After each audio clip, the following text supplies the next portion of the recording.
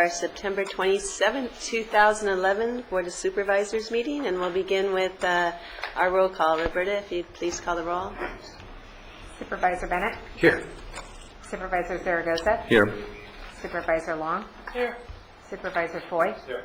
And Supervisor Parks? Here, and we recommend that you put your cell phones on vibrate or turn them off so we don't get interrupted. We are going to our next item on the agenda, and that is what we refer to as the moment of inspiration. And there are so many great programs out there in our community and people doing neat things that it's nice to hear from them. And today we're fortunate to have Erin Smith from an organization called Join the Farm. And Join the Farm is not only a great way of getting produce, it's also an educational opportunity and an opportunity also to train. So I'm going to ask Erin to come up to the microphone. Join the Farm is what's called a community-supported agriculture, or CSA. It's an arrangement where subscribers buy a portion of a farmer's crop at the beginning of the season, and then they get weekly boxes of whatever is being harvested. Join the Farm is also an organic farm, so there's no bioengineered crops or synthetic fertilizers used. And Erin, who is before us, she is a native of Ventura County, grew up eating our strawberries and playing in the Freedom Park soccer fields, from what I hear. She taught in a bilingual preschool, elementary school in Ecuador. And it was there that she learned the benefits of eating locally on a daily basis in the vibrant farmers markets, and where she got to know farmers and food. And Erin is a bilingual teacher and hopes her work on the farm can develop young, socially conscious eaters as she guides local students to experience the farm. So thank you for being here, and glad to see you, and tell us a little about your program. Yeah, well, thank you for having me. Good morning, everybody, and good morning, everyone out here. I am regularly inspired by the work of this project and the people and the land in this project, so thank you for letting me share what inspires me. As most inspiring things begin, we started as a small group of people rooted in our faith, our shared beliefs, and a mustard seed of hope. Our small group was an Episcopal campus ministry at Cal State Channel Islands, and at our regular gatherings, we decided we could be a yes and a change in a food system that sees poor access to a variety of local vegetables in the same farm-working communities that harvest these vegetables, a food system that often depletes and erodes soil and can contaminate our waterways in the production of food. So we decided we could be a farm that was a little different in the heart of the Oxnard Plain. So Julie Morris, who was our Episcopal priest, it just so happened her husband, Paul Devonshire, is a fourth-generation Oxnard Plain farmer, and he had 5 acres of certified organic land that was ripe for us to farm. And there was a farmhouse where the 5 interns who could start this little farm would live and share life together. So 2 years ago, we started Join the Farm, a 5-acre certified organic community-supported agriculture farm. And it's called Join the Farm because CSA, community-supported agriculture, is a way, like you were saying, to connect the community to the farm through a subscription program where they can purchase a share of the farm, and their share of the farm is a weekly box of vegetables. We started with about 25 families in our CSA, and now we have over 150 families in the Ventura County area receiving weekly boxes of our organic vegetables. We deliver our vegetables every week to community centers, to churches, to schools, where families pick up their vegetables and see these places transformed as places to find healthy, local, organic food. It's not just about the production of food, it's about the connection to the land. So our farm education program is thriving. Last year we saw over 1,000 students come out to the farm and get their hands dirty as they learn about how to grow plants and get to harvest carrots and harvest lettuce and harvest seasonal things to take home to make salads for their families. And I get regular letters from students really excited and proud to have made a healthy local salad to have shared with their families. Last year we started our Rooted Futures educational program, which connected students in Ventura County to a variety of land-based experiences. So they came out to join the farm, they came out to Community Roots Garden, a community garden in Oxnard, and Nopalito's Native Plant Nursery, where they connected in a variety of ways to learn about our global food system, our local food system, and to connect to their families. And they cooked with their families and shared recipes in the classroom. Some of these students were so inspired and encouraged and excited to eat carrots and kale smoothies that they actually wrote to their food service director in San Paul Elementary School and asked, elementary school district, and asked to have kale smoothies in the cafeteria and to see Join the Farm carrots in their cafeteria. And we are in cafeterias. Every week we source over 500 carrots, or 500 pounds of carrots to Ventura Unified School District. This year we started with 125 pounds to Conejo Valley Unified School District, and we're talking with that same director, food service director in Santa Paula. He listened to those students, and he wants to get our carrots into their cafeterias also. So that is what inspires me. And our story continues. We are expanding off of those 5 acres, and we are currently looking for more land in the county to be able to grow more vegetables for families and students in Ventura County. So join the farm. If you know of any places where we could grow, we are looking to grow. I think something that is also really exciting is the way that our labor happens. We started as an internship, and I was a part of that first class of interns, and I stayed on to continue working.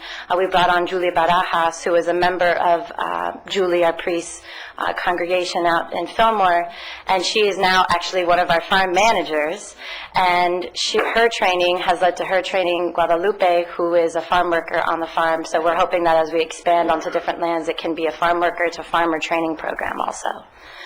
So thank you very much for having me. And Madam Chair.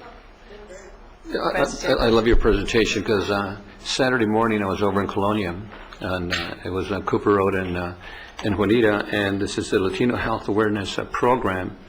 There's a couple of hundred folks that are involved in this health organic issue, and I just want to share this with you because 99% of the participants were women that were there, and sharing what to eat and talking about obesity and talking about fruits and vegetables and so forth. So I want to commend you for that. In fact, this is one of the things that I was going to share with the supervisors. Our Bob Gonzalez was there, and some of the health officials that were there, and also Officer Walker, who now has a Colonia beat. They're all involved in this health program for vegetables and fruits and so forth. So I want to commend you for that because they're doing it over in Colonia too, and they have a beautiful garden too. Well, thank you. I think when we see our public spaces and our private spaces transformed into places where we can build community and share knowledge around growing food and feeding ourselves in a way that's done healthy for land, healthy for people, healthy for ourselves, only good things sprout. That's right. And I want to thank you for sharing. Thank you. Excellent. Thank you. Keep up the great work. I know we have a lot of grass right out here at the Government Center. Yes. Thank you. Thank you. Our next item on the agenda then is our Pledge of Allegiance. Supervisor Bennett, would you join us? Lead us? I pledge allegiance to the flag of the United States of America and to the republic for which it stands, one nation, under God, indivisible, with liberty and justice for all. Our next item on the agenda is the minutes of our meeting of September 13th. Make a motion. We have a motion from Supervisor Long and a second from Supervisor Foy. If we could all please vote. Thank you. And that appears up on the screen, and it's unanimous. And our next item on the agenda is our agenda review, and I'll go to Mr. CEO, Mr. Powers. Thank you, Chair Parks. Just a couple items. We have an addendum agenda, which adds consent item 45, which is an approval of and authorization for the healthcare agency director or his designee to sign the agreement with Express Scripts for pharmacy services.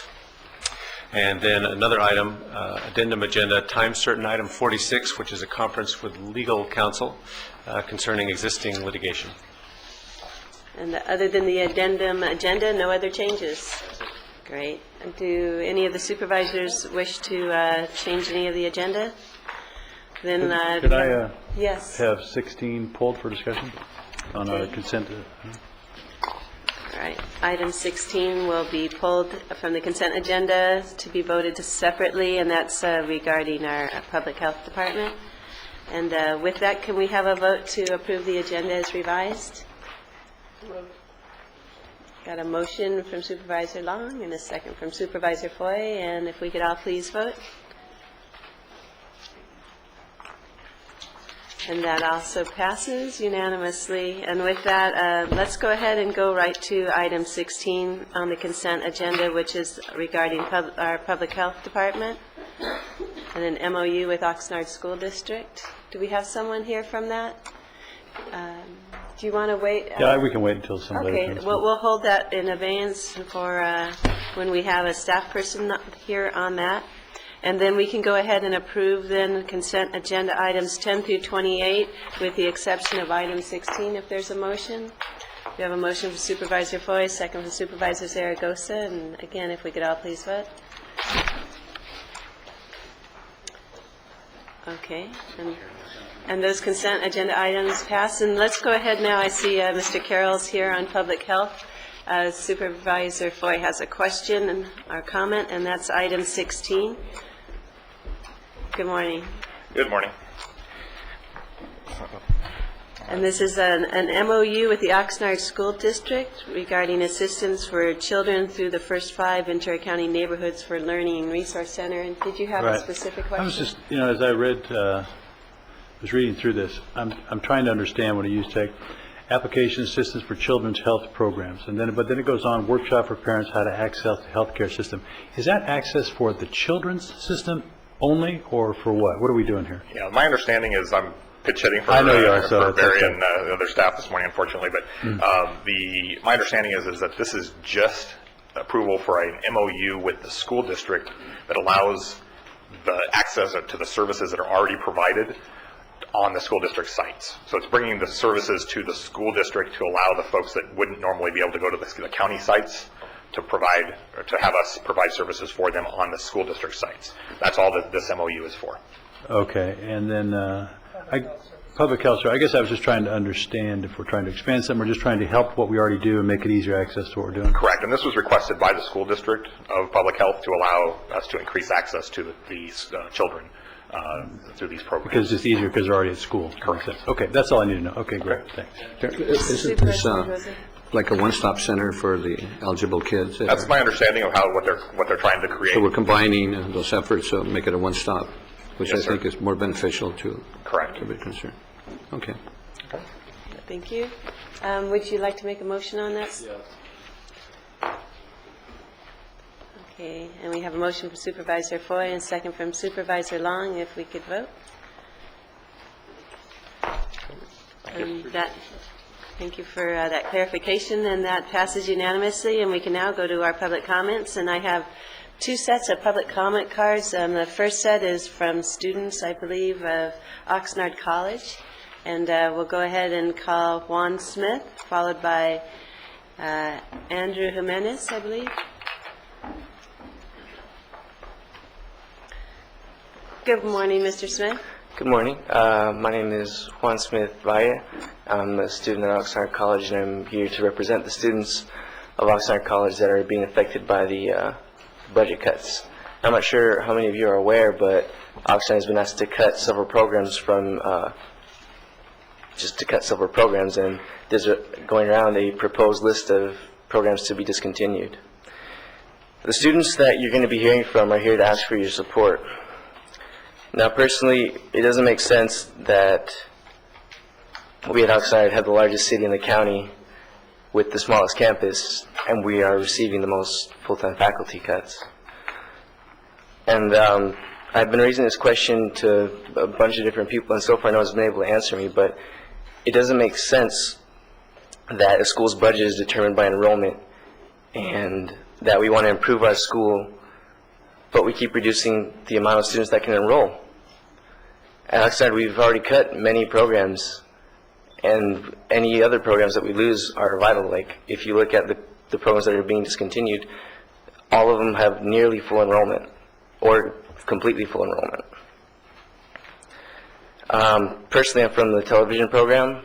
I was just speaking on behalf of all the programs, but now I'll speak a little bit on the television. It's, we're the last outlet the students have to reach out to the community.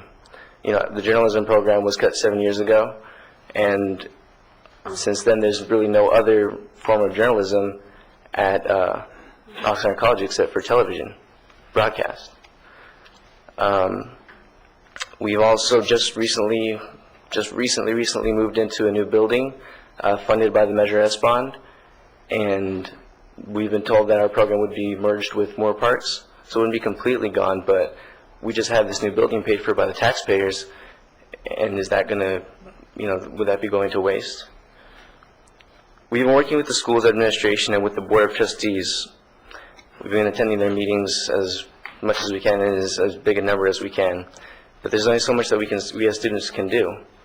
And so we're asking you, the Board of Supervisors, to intervene and help us explore alternative options to discontinuance. Thank you. Thank you, Mr. Smith. Andrew Jimenez, followed by Jonathan Portillo. Hello, my name is Andrew Jimenez, and I just wanted to speak a little bit about the transportation. They want to move the film program to Moore Park. And in my family, we have about 4 people sharing one car.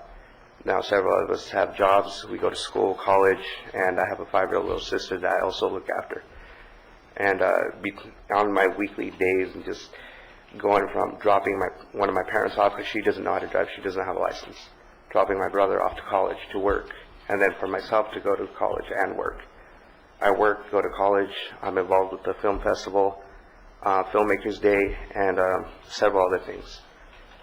And to ask me to go to Moore Park on top of that at the end of the day is just, it's too much. I couldn't do it. I'm not the only person in this situation. There are many families, many students that are in the same position as I am that can't make it. And one of the suggestions we got was to take a bus. Well, some of the classes over there don't end until about 10 o'clock at night. Now, the buses don't run that late. So we can get over there, but we would not be able to make it back.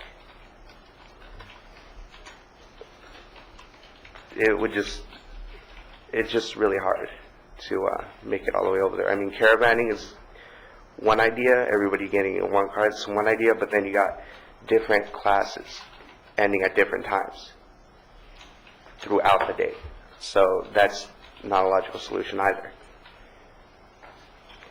I know of several students in Oxnard College that are also taking the film program that are thinking of stopping going to college altogether if this program were to be moved to Moore Park, because they would not make it as well.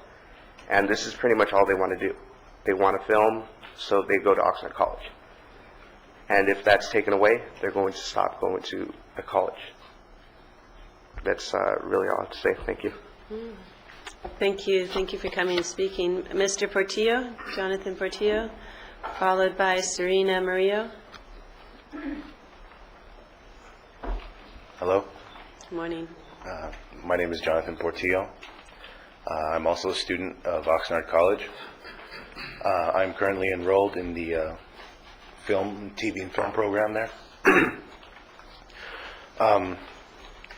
Can I start just by saying in 2009 I was in high school and I was at risk of failing and being held back and being a super senior. But luckily I took after-school classes that were offered at Oxnard College that helped me get my diploma. And I took a film class at Oxnard College and I instantly fell in love. And I didn't go to college for math or science or English. I went there specifically for film. And I see that a lot of people go there specifically for the certain classes that they offer, like the automotive program and a couple other ones, but mainly for me it was film. And through that I was able to discover that I can transfer and I can get a degree, and there were so many better things out there for me. And I didn't know that until I went there, specifically for the reason that, well, I wanted to create movies and stories that moved people, and I'll be able to express myself better. There are a lot of people that are in the same boat as I am, or that I was in.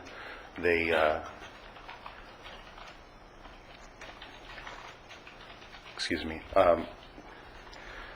They are knuckleheads. They have their heads in other places, and most of them are Hispanic Americans, and they are taking these classes, these beacons of hope at Oxnard College, and they're at risk of being discontinued, and they'll have nowhere else to go if these are taken from us. And I'm here to ask you if you can help us find a way to keep these very important lights, these little beacons here at Oxnard, or in Oxnard, where I live, and where the Hispanic community is great. Thank you. Thank you, very nice. Well expressed. Sierra Maria, followed by Andrea Baltazar. Hello, my name is Sirena Murillo. As you may have heard, this program is getting discontinued from Oxnard College and is going to be transferred to Moore Park, where a lot of people can't make the trip over there. And we as students, when we heard, we were horrified a lot because of the new equipment and all the new building that we just got. And I just started this program. I just graduated last year, and I started while I was a senior, and I fell in love with it, and I fell in love with the people and the professors. And it was great for me because I was actually on independent studies, because I couldn't really relate to the students in my high school. But I went to this film program, and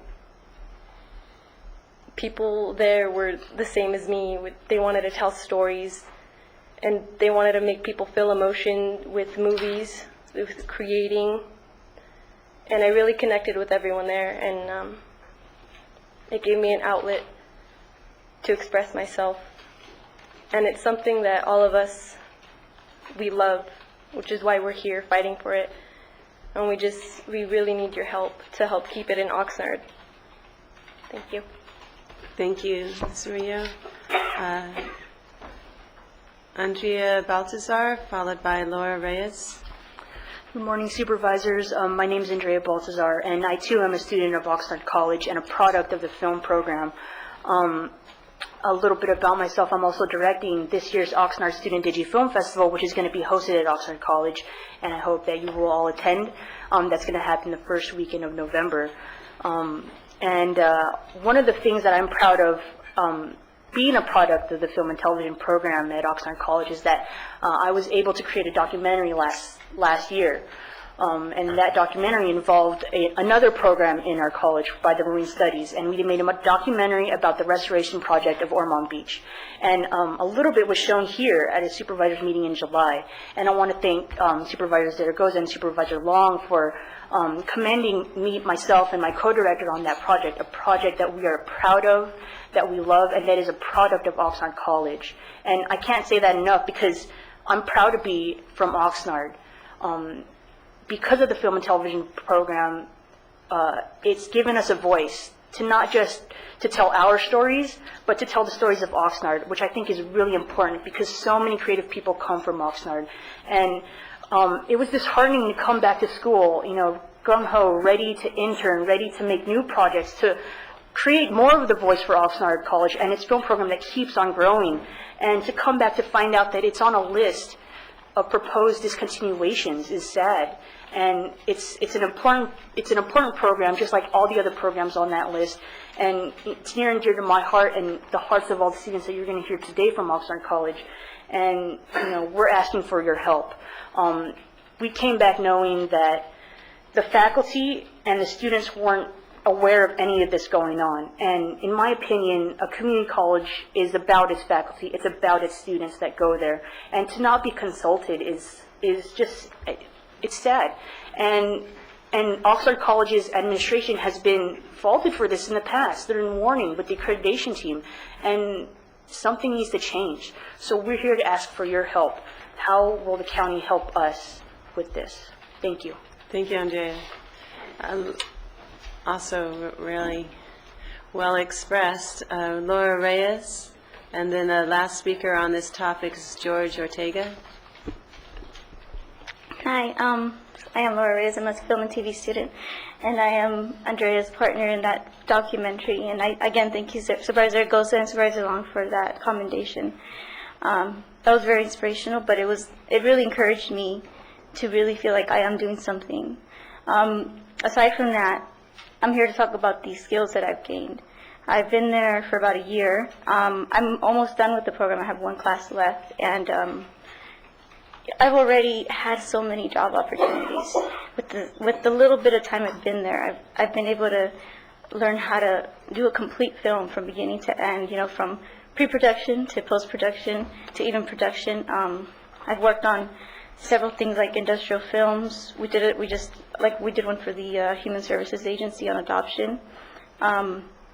We worked on a movie about teen pregnancy awareness, but also reels for like celebrities and things like that. So this program does have a lot to offer, and I've been hearing so many rumors that our program isn't serious, that our teachers aren't serious, that we're outdated, that all our systems are like analog, they're linear editing, all that stuff, but that's not true. We are up to date, and our teachers are well aware of the skills that we need to go out into a job. And I'm a product of that because I've been hired from so many people to do different things in different areas of film. But again, like my colleagues, I am asking for your help, whatever it is that you guys can do, whether it be speak with the administrators or, help us if there is any way, that you guys know how. I mean, we don't know everything that goes on aside from what we see. But just, if you guys can help us, that would be amazing. Thank you. Thank you, Ms. Reyes. And then a final speaker on this topic, Jorge Ortega. Good morning, Mr. Ortega. Good morning. My name is Jorge Ortega. I'm also an Oxnard College student. I just want to say that I'm proud of my fellow students that are here speaking on behalf of the program. Most of us are almost done with the program. This will be our last semester, so we're not really here for ourselves. We're here for the people in our community. We're here for kids that are in 11, junior high, high school, that if this program goes away, they won't have this opportunity that we had, and we're here, speaking for them as well. I believe that Oxnard College, is the heart of Oxnard, and to start chipping away at that and just, is just gonna ruin the community. It's a great community college, and I'm very proud to be there, to go to Oxnard College, and hopefully we can keep all the classes there. And that's all I have to say. Thank you very much. Thank you very much. Supervisor Zaragoza? Yeah, Madam Chair, I want to thank the OCT TV students that are here today. And I've been over to the college in the past, and they do excellent work. It really has improved their outlook towards education, and some of the students, I understand, the older students that I have known from the past have gotten jobs in television, and some have gone over to Hollywood, for that matter. And I can't remember the young man's name. It's Johnny. I can't remember. I think it was Martinez, but I can't remember his name. But I think it's an excellent program. And one of the things that I've done is I had my staff call Andrea to set up a meeting at my office to find out if we can come up with alternatives, and maybe meet with one of the trustees. I just want to share with the public that I'm not trying to make policy for the Oxnard College trustees, but just meet with them to see if we can find alternatives to help this, our youth there in Oxnard, because they're receiving excellent training. It's a good opportunity to provide jobs for them, education, and they can, if it's not in TV now, it might be in something else in the future, but I do support them 100%, and we're going to meet, I think, probably next week or so. So I'm also inviting one of the trustees to meet with us to see if we can find some alternatives for them. And they are the elected officials that They're oversee the, it. they're the policymakers. Supervisor Thank you. Moss? Also to thank you for coming in this morning to raise your voice and to speak to this concern. I think that we've done such a disservice in the state with the budget cuts that are hitting education so severely across the board, K through 12, and obviously the community colleges, I think, have always been underfunded for the value that they bring to opportunities for students like yourselves and for the students behind you. And thank you for speaking up for them, those of you who are about to move on. The programs, as Supervisor Zaragoza said, the trustees are certainly challenged to meet the budget cuts and to deal with their own operational challenges with the college district, and they have significant challenges. I'm certainly willing to work with you, Supervisor, to at least to help to raise your voice and see what other options are available. I appreciate that you've taken a look at the transportation issues and trying to solve your own challenges for what you want to do for your educational advancement. And as we continue to work on the transportation challenges in this county, that's certainly one that needs to be added to the list, which is in order for students like yourselves to advance and be able to go to school until 10 o'clock at night, we need a better transportation system. So I applaud you for speaking up, and as the supervisor said, we don't make policy for the trustees, but for them to hear from us also our concerns. Appreciate you bringing them to us. Thank you. One more thing, we commended, the OCTV for the excellent video that they did on Ormond Beach to save Ormond, and they won this great award, went all the way to Sacramento. So you're doing excellent work, and I just commend you for that. Supervisor Bennett. I too want to thank the students from OCTV for coming in. It raises this issue to a greater public awareness for us to do that, and it is good for us to see your both speaking ability and your willingness to come and be involved in the public process. There are going to be many of these tough issues in terms of these budget cuts coming forward. It's good for us to hear about it. Thank you very much. Let me say something real quick. Supervisor Foy. Yeah, I do appreciate you all coming in. It was great. One of the things, there's no question, our education system's in crisis in this state. There's no question.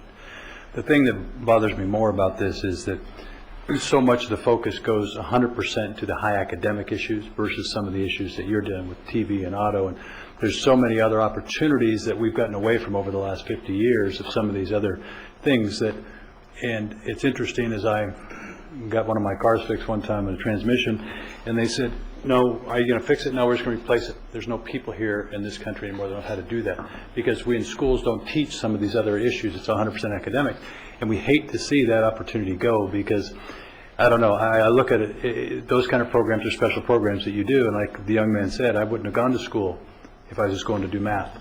I was going for this reason. Now I can all of a sudden have a great career.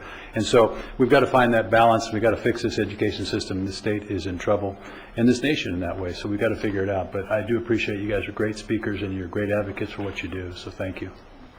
I agree. It is a crime that education is so underfunded, and also do appreciate you being here. You will also be on TV, because this is filmed in on several of the government channels throughout the county, including in my district. And I think about someone who just spent about $500,000 putting on performances for the community out in my area, and I thought, oh man, that $500,000, what it could do for the school system too. And that just leads to how we need to partner, and I'm glad you are getting your voices out. There may be some private funding available out there, and they may not know about this, and you've made it known. So I think you are the beacons of light, as someone mentioned, and I wish you the best, and thank Supervisor Zaragoza for seeing what he can do in his district to help. So, thank you for being here this morning. Our next set of cards are from the SCIU, and I'll go ahead and call them. We first have Gary Lowry, followed by Jolynn Hatton.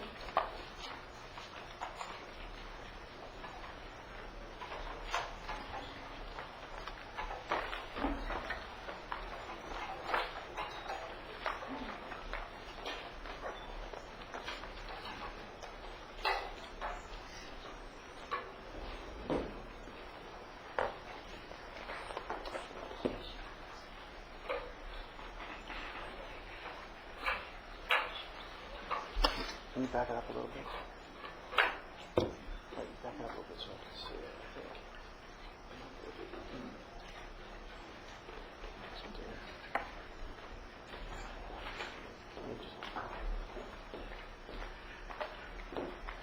You all see that okay?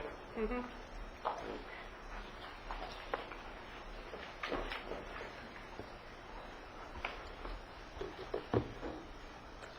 Good morning, ladies and gentlemen of the board, Mr. Powers.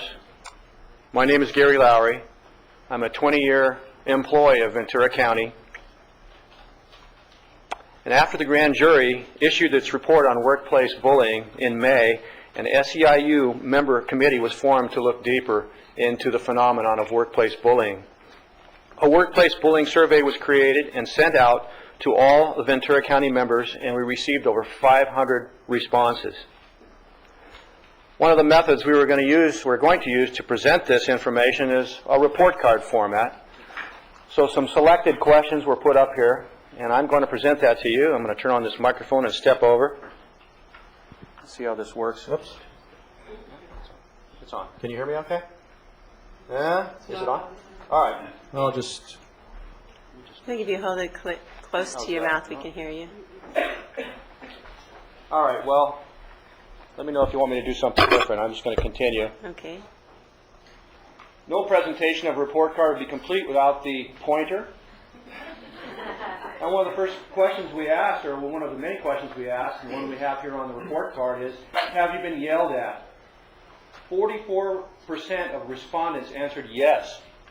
And one of the members of our committee said, who is familiar with report cards, said, you know, that's an F. Well, sure enough, there goes the F. The next question that we have up here is, have you ever felt retaliated against? 43% of respondents answered in the affirmative. Yes. Another F. Put it up on the board. Have you ever been bullied? 60% of respondents answered yes, they've been bullied. Have you witnessed bullying? 70% of those people who responded said yes, they've witnessed bullying. That is an F minus, according to this expert. And I agree. So there it is, F minus. And one of the questions that really surprised me and concerns me, and I feel personally, is that has stress caused by bullying prompted you to seek medical or psychiatric attention? Fully 1/3 of respondents said yes, they had to do that. How do you grade that? Perhaps dollar signs?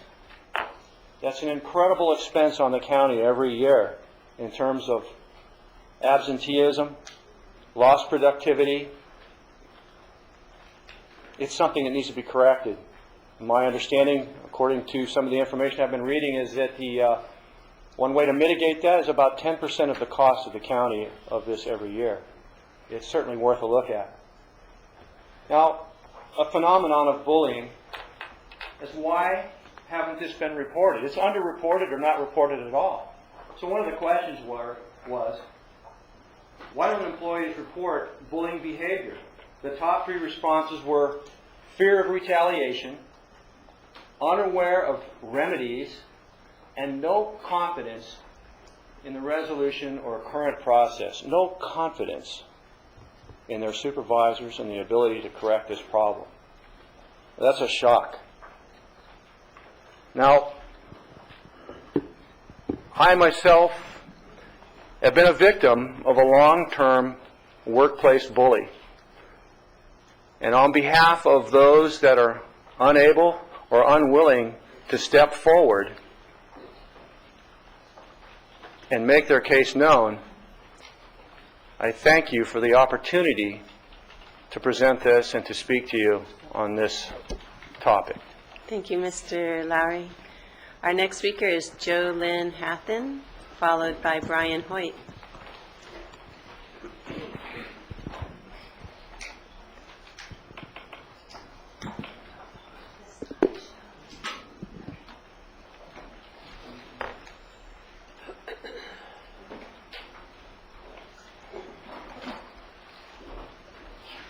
Good morning. Good morning, members of the board.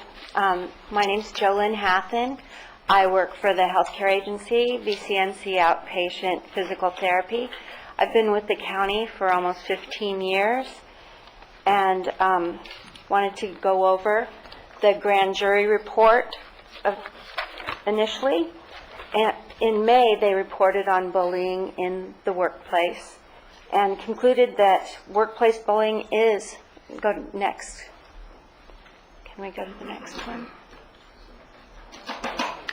Oops. Bullying is a problem in county offices, and they recommended that an anti-bullying policy be established by the Board of Supervisors. And using the grand jury report as a guideline, as well as other studies, SEIU 721 members formed a committee to verify the extent of the existence of bullying at our workplaces, study the effectiveness of the current system in place, and determine what actions needed to be done to change things and foster a more healthy work environment. Let's go to the next slide. And what does bullying look like? The SEIU 721 mailed an extensive survey to all Ventura County members. The average respondent had 9.5 years of service with the county, and the maximum being 35 years, and the minimum less than a year.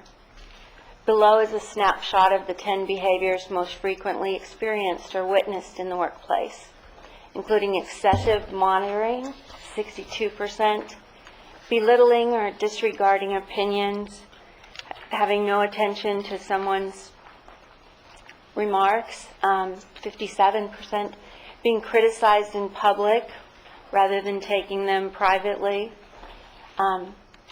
over half, diminished work accomplishments, when someone turns something in, not noticing it or disregarding it, whereas only talking about things that were wrong, being yelled at, someone raising their voice, over 44%, and retaliatory behavior, 43%, and that can include many different activities. Facing impossible deadlines, 43% reported that. Being isolated or excluded from activities, taken away from your team, having a different workplace location, having rumors spread about you, 38% reported that, and actually having threats, whether it be verbal, written, or online, over a third of the people actually reported that. Could be a threat that they would lose their job or other things. It makes for a very hard place to work. Let's go to the next slide. Members were asked to rank their managers and supervisors on qualities that promoted respectful and professional work environment. And the supervisor results mirrored the manager results. And we have ensuring awareness of policies, ensuring that things were dealt with, providing leadership, and responding promptly. And as you can see by the graph, the majority of the responses were on the lower end, which meant they didn't have a lot of faith in their supervisors or managers to help them. Let's go to the next one. And being afraid that I will lose my job, Like the grand jury report, we also revealed that the study revealed that employees were unlikely to report bullying behavior. Only 11 respondents of all reported that they had went above to supervisors or to their managers about bullying behavior. Why? Fear of retaliation was the number one result. And most common, fear of retaliation in several forms, as well as a lack of knowledge or faith in the current process. Next. You have 6 seconds left. Oh, and so we asked that we would adopt a policy that would include a statement that the county supports the right of employees to work in an environment free of bullying. Thank you, and Ms. provide Hackman. training. Okay, thank you. Our next speaker is Brian Hoyt, followed by George Sotelo.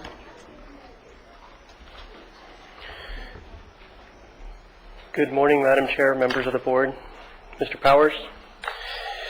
My name is Brian Hoyt. I'm a child welfare social worker with the Human Services Agency. I've been with Ventura County since April of 2009. Current assignment is on the child welfare hotline, and I've worked in various other assignments since joining Ventura County. I've been a child welfare social worker for nearly 7 years. I've dedicated my entire professional career to working with children. I've worked in various counties in California and in Colorado, and Ventura County was one of the counties that I had worked really, really hard to get into, and had been applying here since 2004. And was finally hired in 2009, and I was very, very excited to become part of Ventura County. Since joining Ventura County, however, it appears that my career has somewhat stalled.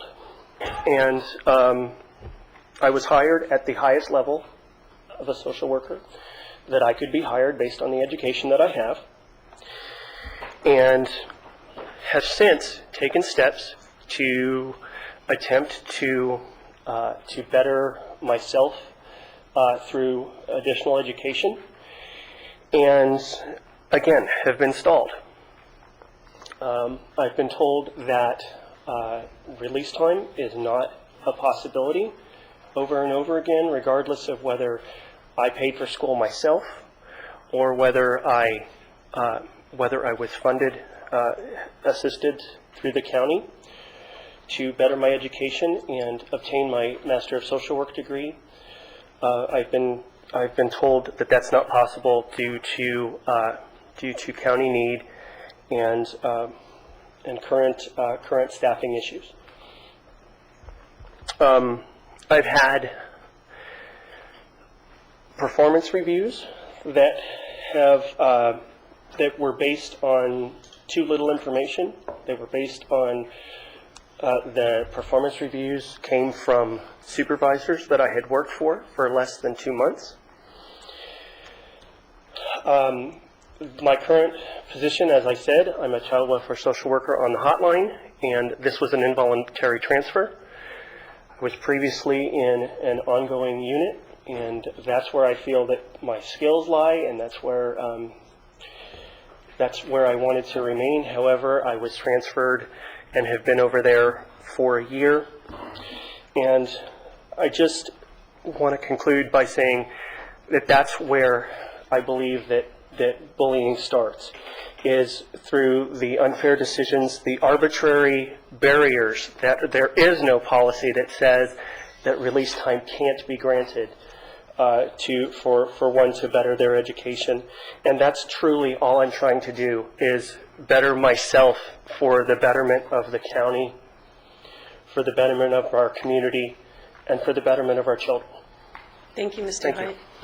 Our next speaker is George Sotelo, followed by Emmett Falconer. Good morning. My name is George Sotelo. I work for Human Services Agency, Veteran Services.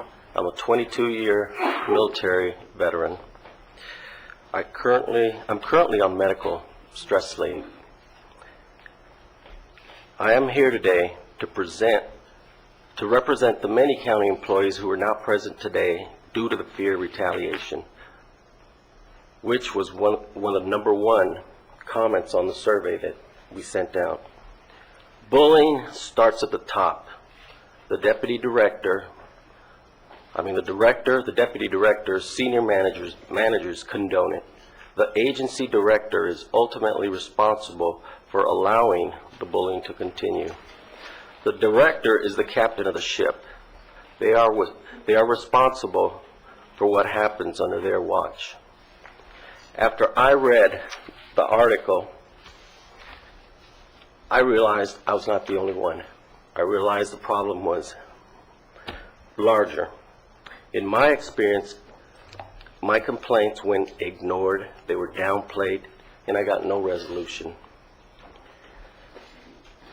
Because of the bullying that is allowed to continue, bullying leads to stress, low work productivity, low morale, loss of time, and ultimately loss of good, experienced employees like me. It's the employee's right to be in a safe working environment. It's management's responsibility to ensure that safe working environment for their employees. The previous HSA director would make it a point once a year to go out to the field and meet with all his offices. By the way, they do this in the military, it's standard practice. And he would sit down without management supervisors being there and open the floor to complaints, any issues, anything you want to tell me. That is good business, that is leadership. There you nip it in the bud. If there's a problem brewing, bam, it's taken care of. It doesn't fester. It doesn't grow into a grievance, to arbitration, and so forth and so on.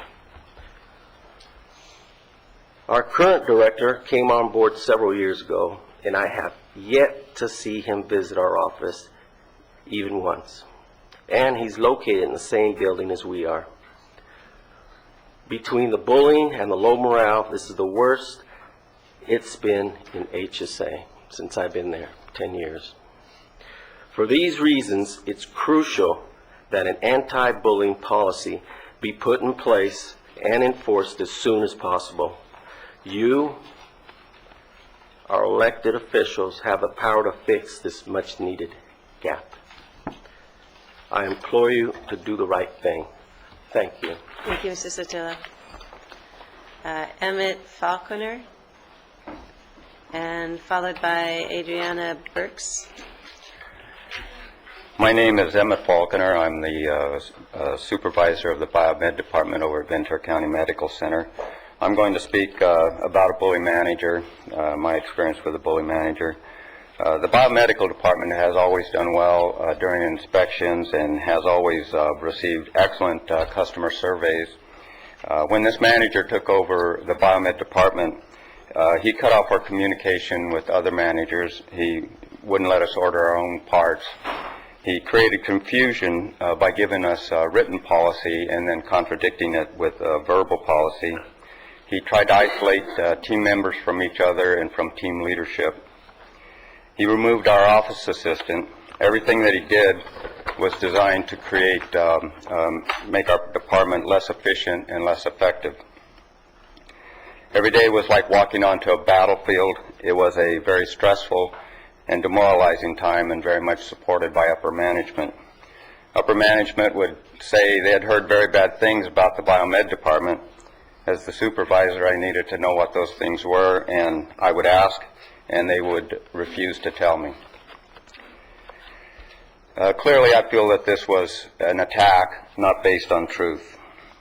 Speaking with each day, new mental abuse would be tossed our way, and speaking with a smile it were a joke, this manager would tell us what other hospitals were hiring biomeds.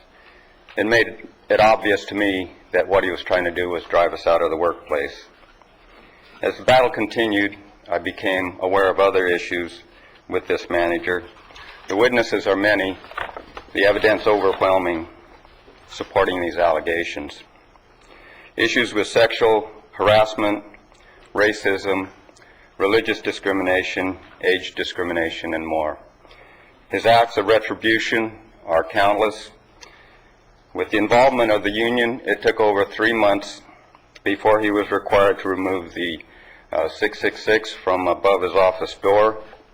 It was not until after a very small group of people went to the EEOC that he was required to remove his racist and anti-Christian paraphernalia from his desk, from the walls and shelves of his office, from the walls outside his office, and from walls in other rooms in his work area.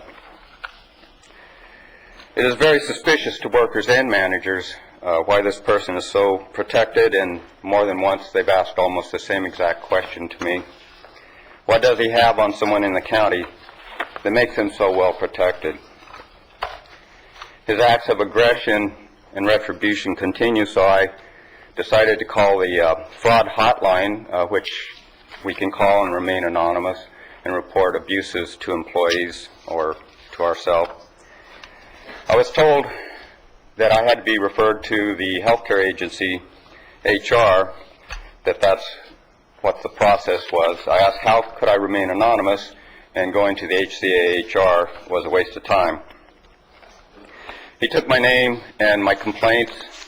A few days later, I got a call from Bert Christian in compliance.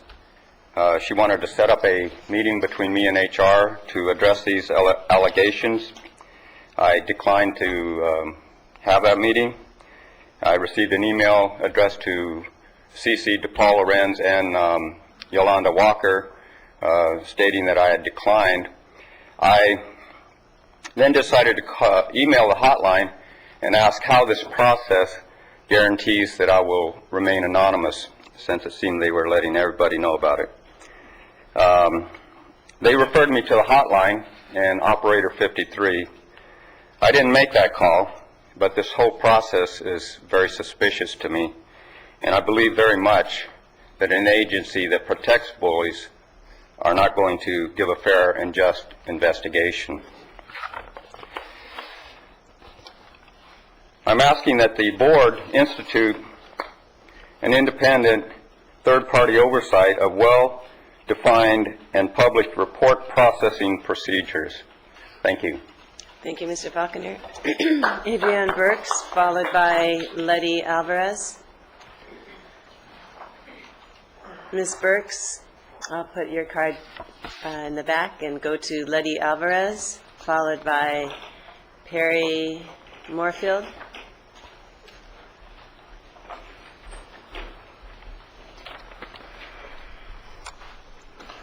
Good morning. Good morning. Okay. As you know, my name's Letty Alvarez. I am a Ventura County employee that works closely with Ventura County satellite clinic workers. I work for Ventura County Public Health and very proud to do so. I'm not speaking on behalf of myself, but I'm being the voice of the clinic workers. Satellite clinic workers are the most well-known faces, some of the most extreme bullying incidents on a daily basis. I know this because I spend a lot of time in those clinics. I am here today to share their testimonies, their words. Last week, while Magnolia Clinic workers were filling out the bullying surveys during their lunch break, supervisors used surveillance camera to spy on their activity. Supervisors also walked in and out and had security guard interrupting their break multiple times, a clear form of intimidation. One of the biggest symptoms of bullying has been the high turnover rate, and West Ventura alone has a 24% turnover rate in a 10-month period. This does not include physicians or patients that are left because of management's bullying attitude.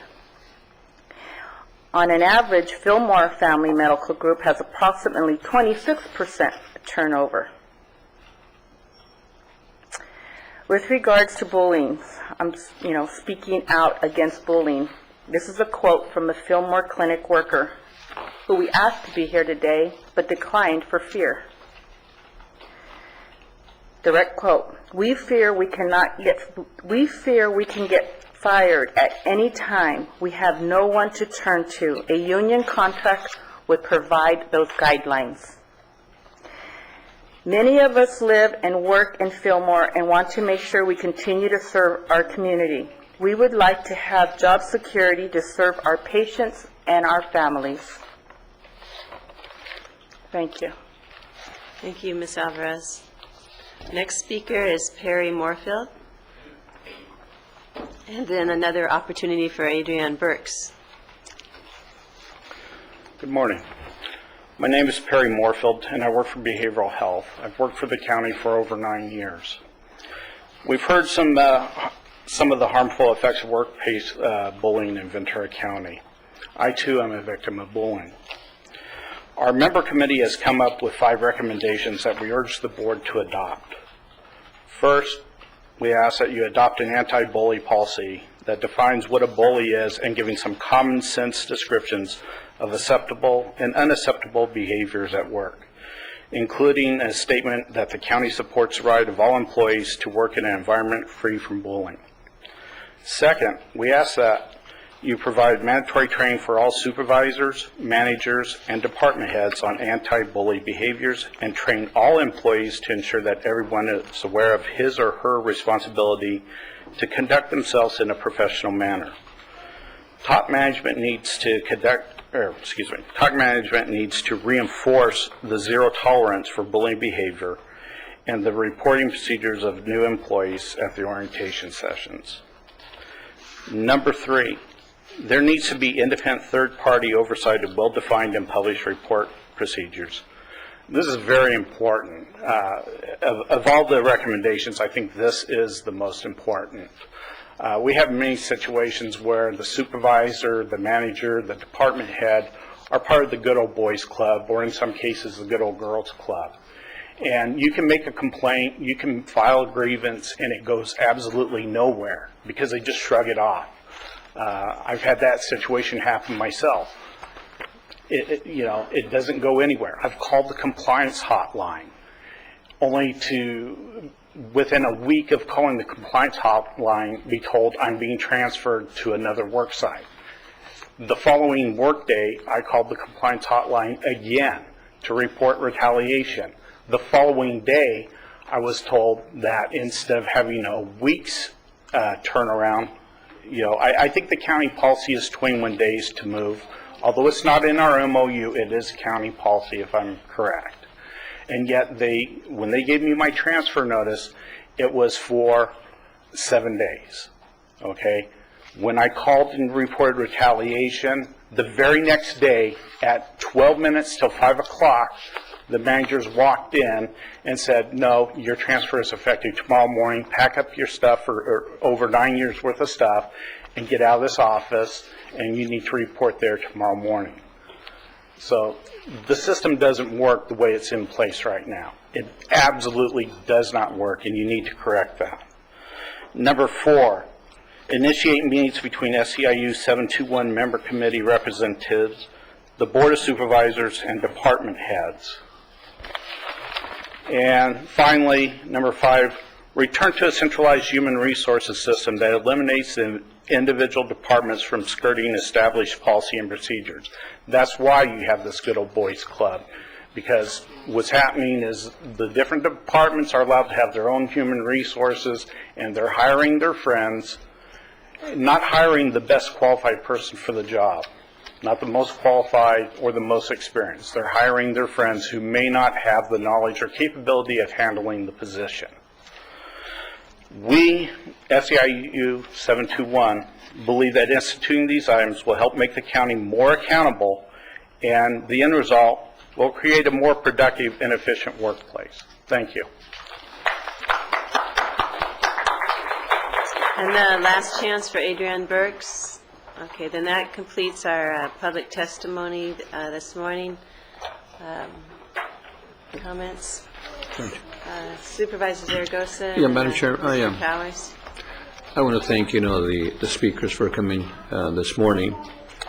And I'm very concerned of what I've heard, and I'm sure there's two sides to every story, but, when we have 44% people saying they were yelled at and 69% that they would witness bullying and et cetera, I'm very, very concerned about that. And I think I do not tolerate bullying. I think it's important that we do not. I don't do that in my office, and I was a manager for many, many years in the city of Oxnard, and one of the things that I did do was I used to get all the whole crew of 100 or 75 individuals and shared with them what the rules were and what the budget was, and so we were all on the same page. And I think it's important that we do that. Teamwork is very important, and especially for productivity purposes. If you have employees that are not happy, then productivity goes down. If we have employees that are happy, productivity goes up. I've spoken to our CEO, and he's been very observant. One of the things that I mentioned to him, that there's a brochure that I discovered, and I think on grievances. And in fact, I shared that with some of the employees and I see some lady going like this. That's probably right, but that brochure should come up. It should be given to all the employees. So if they have a grievance, or if they have a concern, there's a procedure there on how to follow that grievance. And I think it's important that we do that. The hotline, I think, is important, and I think whoever's manning the hotline should respond to those concerns properly. And it's my understanding that we are working on an anti-bullying policy, or beef it up, or make sure that all employees have that information to share their concerns, so we're all on the same page. And of course, we're not going to give 100%. If we get 75% or 80% of the individuals helping us out, I think it'll help us tremendously. But I believe that Mr. Powers here is working on it, that policy, and with the direction of the Board of Supervisors, that we do not tolerate bullying, and that we correct whatever's happening with yelling and retaliation and other causes that are disruptive to our workforce. So I'm sure that Mr. Powers is working on that, and I'm sure that the board, I'm not speaking for the rest of the Board of Supervisors, but I'm sure they're with me that we don't tolerate this. Thank you. Thank you for your comments, Supervisor Zaragoza. Mr. Powers, you want to comment too? Please. Thank you, Chair Parks, board members, SEIU members, and county workforce. Thank you for presenting this important information today. Just at the outset, let me say that it's my impression that our board and our management team and myself truly believe that our county workforce is the most important asset that we have here in the county. Many counties are struggling, and we are too, but we're faring a lot better than most because of the quality of our workforce. I really believe that. And we certainly share your belief that an open and positive work environment is one of the most important things that we do here as leaders and managers. It really is. It leads to good quality people wanting to come here and stay, good ideas about things that need to be fixed, just like you've done here today, and improvements and innovations that we need to have. So it's absolutely crucial, and we share your belief in that. I think, with 8,000 employees, there's no question but that this is going to happen. But that's not an excuse. Even one instance is too many. And I want to hear, I look forward to sitting down in our office with you and your leadership and learning more about these specific issues and general issues so that we can address them. Just to give you a sense of some of the things that we're already working on, and partly in response to the grand jury's report, is training. We are going to enhance our training. This brochure that is out there, it's out there, but it's not out there enough. And so the process that employees can follow to report these types of concerns needs to be better sort of advertised, and employees need to be made more aware of it at training sessions. So that's something that we're going to do. They need to know that, yes, they can report up through their departments and their department heads and managers and supervisors, but also to the CEO's office, HR department, labor relations, EEOC, the EAP department, and your union representatives as well. So there are other processes out there that all employees need to be aware of, and that's something that we need to really highlight for people out there.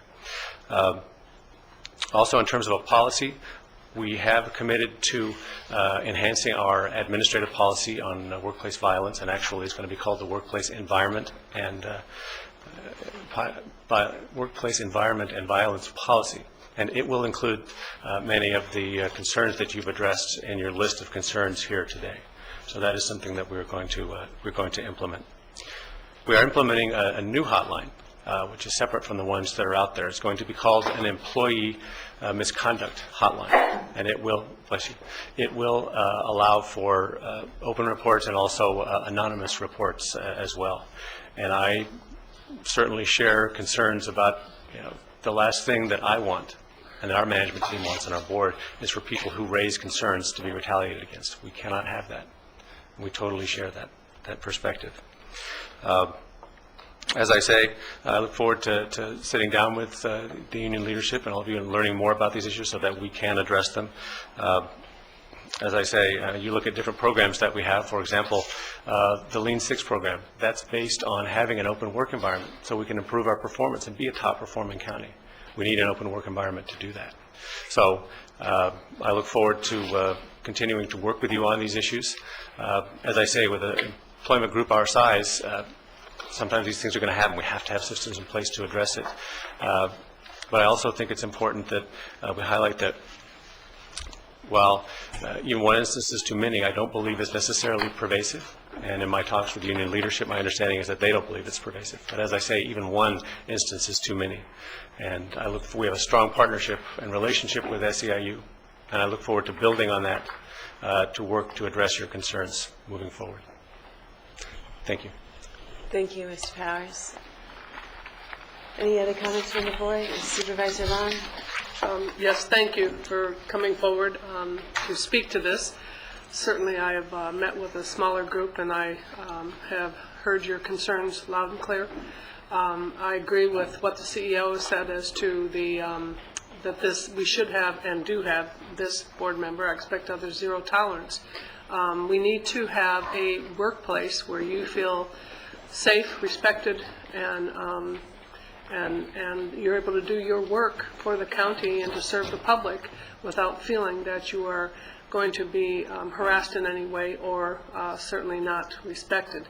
I think that I would look to the CEO to report back to this board, perhaps within a year or whenever we are able to enhance a policy for the board's consideration to express and be able to publicly say that we have heard you and we are not we're taking positive steps and we're not going to tolerate workplace bullying.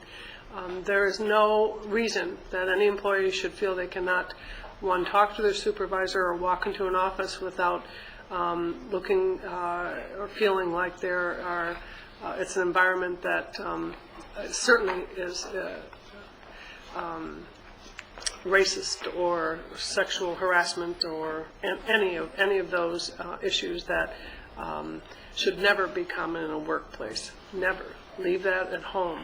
I think we do our very best to hire leadership that understands that. But as the CEO said, it's not a perfect system. But it only becomes perfect by hearing you and implementing policies and taking steps to improve the system.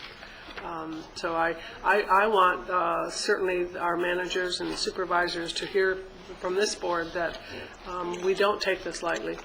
This is a concern to us, and that we are going to continue to charge our CEO with taking steps, positive steps, to address your concerns. Thank you for speaking up. Thank you. Supervisor Bennett? Thank you very much. I think all of us want to work in a peak performing workplace where we're all focused on the job, getting the job done, feeling good about doing the work that we do, knowing that we're doing public service and that it's really important work. And to be a peak-performing organization, obviously, employees have to feel like they're being treated fairly and respectfully, et cetera. And as Mr. Powers said, with 8,000 employees, there have been times when that hasn't happened. And so reminding us as we constantly try to be constantly improving this organization. We have to be an organization that doesn't sit pat. We have to be an organization that says, where are we now and how can we get better? So reminding us that this is one of those areas to improve on. Whether we have, whether it's pervasive or whether we have some of this or whether we have a little bit of this, if we have any of it, we should be trying to do everything we can to set up policies to decrease it, to eliminate it all the way around so that we can be a peak performing organization. And so I think we're all appreciative that while we're on constant improvement, that this is one of the topics that's now clearly on the radar screen, and I appreciate the CEO's office setting up policies and trying to ensure that we can get good, clear documentation of situations and that people don't feel retaliated against by providing that clear documentation, because that's what we can use to improve ourselves when we find that. Thank you very much. Thank you. And then certainly we want to make sure our employees are respected, and we know that if we give respect, we should return, get respect in return, how important that is, and also to make sure that you have confidence that your grievance is being listened to. That's very important, and I appreciate the input and also the changes that our CEO is suggesting, so hopefully we will address the issues. So thank you for your input this morning. And yes, Supervisor. I also want to thank the grand jury for their report, and their work, on this. So thank you to the grand jury. Thank you.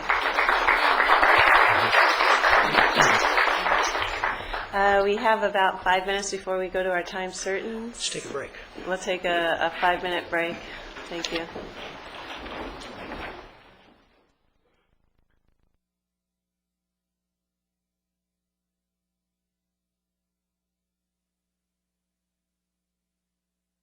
Time certain, and this is an overview of our Water and Sanitation Department progress. Good morning, Mr. Pratt. Good morning, Chair Parks, board members, Mr. Powers.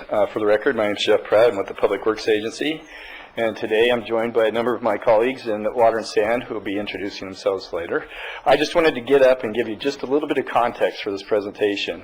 What you're going to get is, for the first time ever, or first time I know about, an overview of Water and Sand, similar to the one that was delivered to you by Watershed Protection and has been delivered to you by Watershed Protection. This presentation is a direct result of your direction during the Watershed Protection District presentation to come back and sort of give this baseline for Public Works. And because this is the first time, we're going a department at a time in order that you get that depth. It's our intention in the future to combine all of these into one presentation and do it on an annual basis. But anyway, I want to share that context with you. This is, you see us in a lot of piecemeal fashion. It's hard to put those pieces together. Hopefully this layout is going to make it all, give you the roadmap you need when we're presenting items. So with that, I'm going to turn it over to my colleague, Reddy Pacala, for the rest of the presentation. Good morning, Chair Parks, members of the board, Mr. Powers. Thank you, Jeff. As Jeff mentioned, I do come to your board. I bring these items as a piecemeal. For a change, I'm not recommending any rate increases. And I'm only going to talk about how we go about. I will go through the presentation. My presentation is approximately 30 minutes. If you wish me to make it 5 minutes, I'll be happy to make it in 5 minutes or however long. And I'll be happy to take questions along the way. Please do interrupt me if you have any questions. I'll be happy to take those questions. I would be starting with our mission statement. I'll give you an overview of our organization, how each division is managed, what the responsibilities are, where the funding comes from, how the capital projects are funded, what are our recent projects that we did, and what are the challenges that we face within our special districts.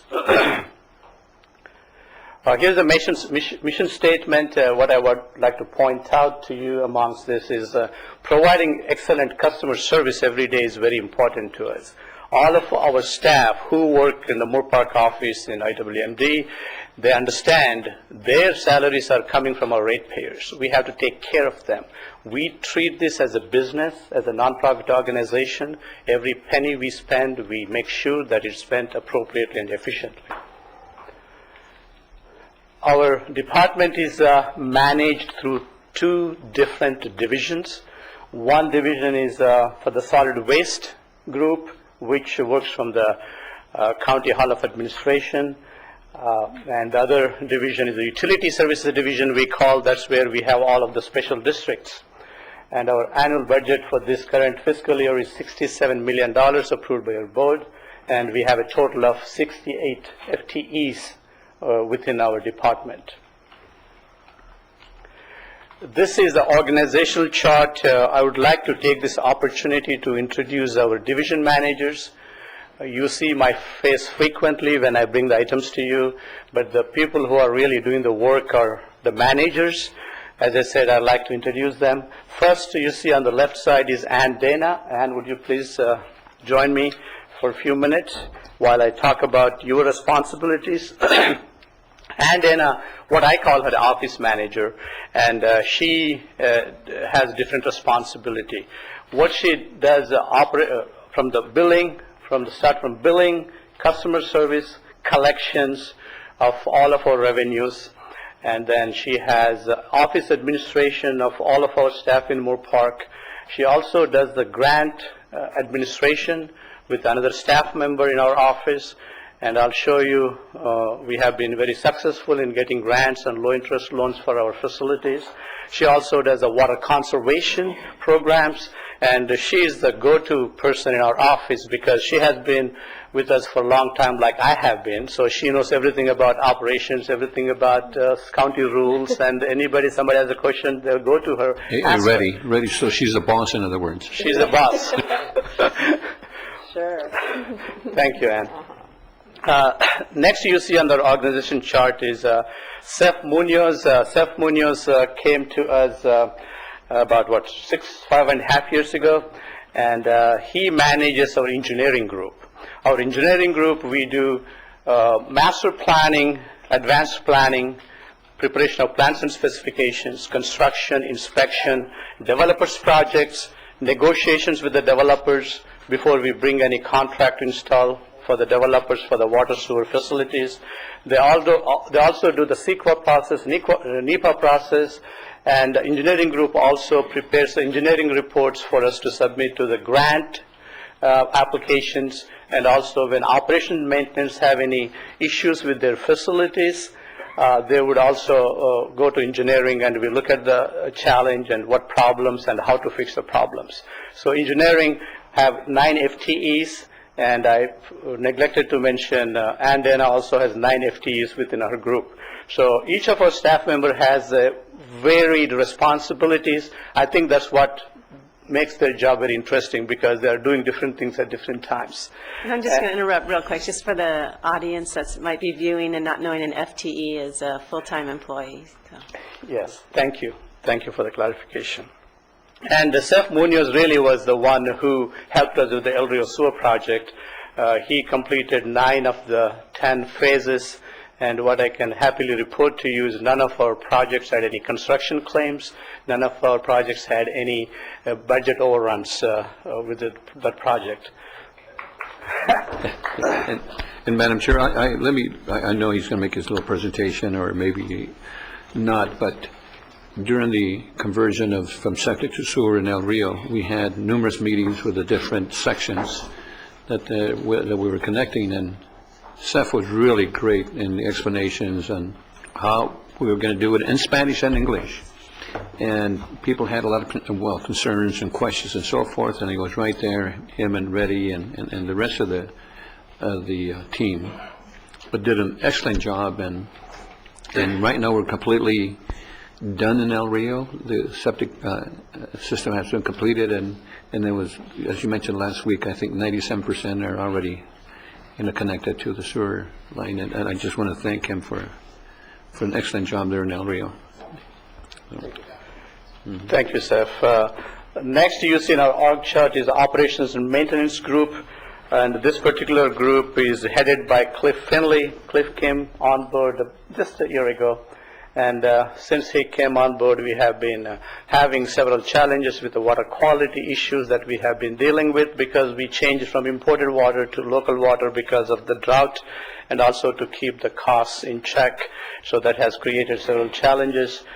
Cliff manages 5 water systems, 7 sewer systems, 1 state-certified lab.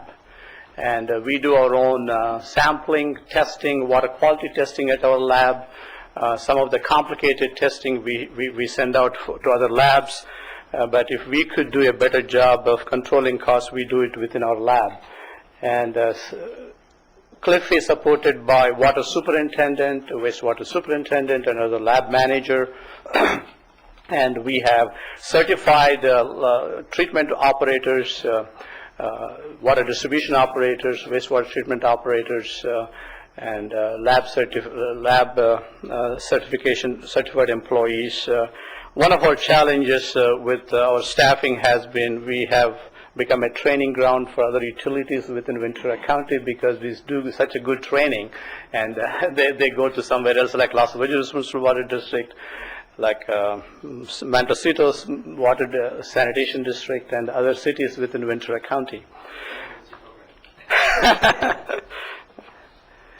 Thank you. On the issue of water, and you're saying that you recently have started using more local water as opposed to imported, because you have to go through more steps in terms of testing it, are you finding that it is still a good decision financially? Financially, it's for sure a good decision. If we were to buy imported water, it's more than about $1,100 an acre foot. Local water, we can produce around $300 an acre foot. That's where the difference is. We have the ability within our system to supply 100% imported water. But if we were to do that, the rates have to double what they are today. Next, I'd like to move to our solid waste group. Bruce Belusky heads this division, and Bruce's responsibilities include administration of several hauler contracts. As I go through, I'll show you there are about 20 hauler contracts. Also, the agreements with the Simi Valley landfill. The recently approved sustainability fee agreement will be administered by this particular division here. And we also have household hazardous waste collection events at the PCC, that's Pollution Prevention Center along Highway 33. One of the things that your board members are very familiar with, the community beautification events that we do in each of your districts, where we conduct these on a Saturday. And I know it's very well received by our customers, and some of you come to these community events. Thank you, Bruce. Also, I want to thank Bruce for the good work he's doing with the cleanup programs, as you mentioned, and also we had a recycling award, use, reuse, and recycle award that we handed out to different organizations that were helping us with the hazardous materials and recycling programs. What was the name of the 2 companies that we went to, Bruce? There was one over in off of Central and oh my God, in Santa Clara, I think. I believe there was a gentleman that was tires. Yeah, what he was doing. Well, we had 2 of them, 3 of them. We had one that was recycling the plastic on the strawberry fields. Right. And then Cogs Tires was recycling the tires that we gave an award to, and also that distribution center for the spirits and beverages. Spirits, yeah, and those people were really, really appreciative that we recognized them for their recycling, use, and reuse efforts. So Bruce was very instrumental in that, and also we have a neighborhood cleanup program coming up soon. That people can't wait to get rid of all their junk, that they have it. Well, and conversely, thank you very much for, it means a lot to the businesses who are really trying to do the right thing and to divert material that's recyclable, and for you to take the time from your busy schedule to acknowledge that. It means a lot to them as well, and we had a lot of follow-up from each of them, and they were very appreciative, so thank you. Good job. Yeah. Thank you, Bruce. These are some facts about the solid waste group. We provide solid waste collection and recycling for more than 22,000 customers. These are provided through hauler contracts. As you or board is aware, we don't have trucks or drivers that we do ourselves. They're all done through hauler contracts. We have a total of 20 agreements with 6 residential, 14 commercial. These agreements are going to be expiring in early 2014. It's our intent for us to come up with a report of how we want to move forward in the future, bring it to your board, get your board's feedback of how we want to move forward with the number of agreements we have, what's the best way to make sure that our customers are getting the best rates for their services. We're also involved with two active landfills, Simi Valley Landfill and Tolan Road Landfill. This department also is very much involved in reporting to the state about all of the diversion rates to comply with the AB 939 goals. We collect data from all the cities and all the county and report to the state, so state can figure out how each jurisdiction within the county is doing with AB 939. I mentioned Pollution Prevention Center, that's along Highway 33, and we usually operate that Saturdays, most of the Saturdays, and we send flyers out to all of the residents. We target like Ojai Valley, like Santa Paula, Fillmore, and we get a lot of customers on Saturdays. And as I mentioned about the CBE's Community Beautification events, we do 14 to 16 per year based on your board's desires, how many you want in your district service areas. That's how we schedule those for the following. I know the citizens really appreciate that, having a day where they can bring their green waste and bulky items and electronic waste and such. And also helping to coordinate when the cities also have hazardous pickup days that we can piggyback on those.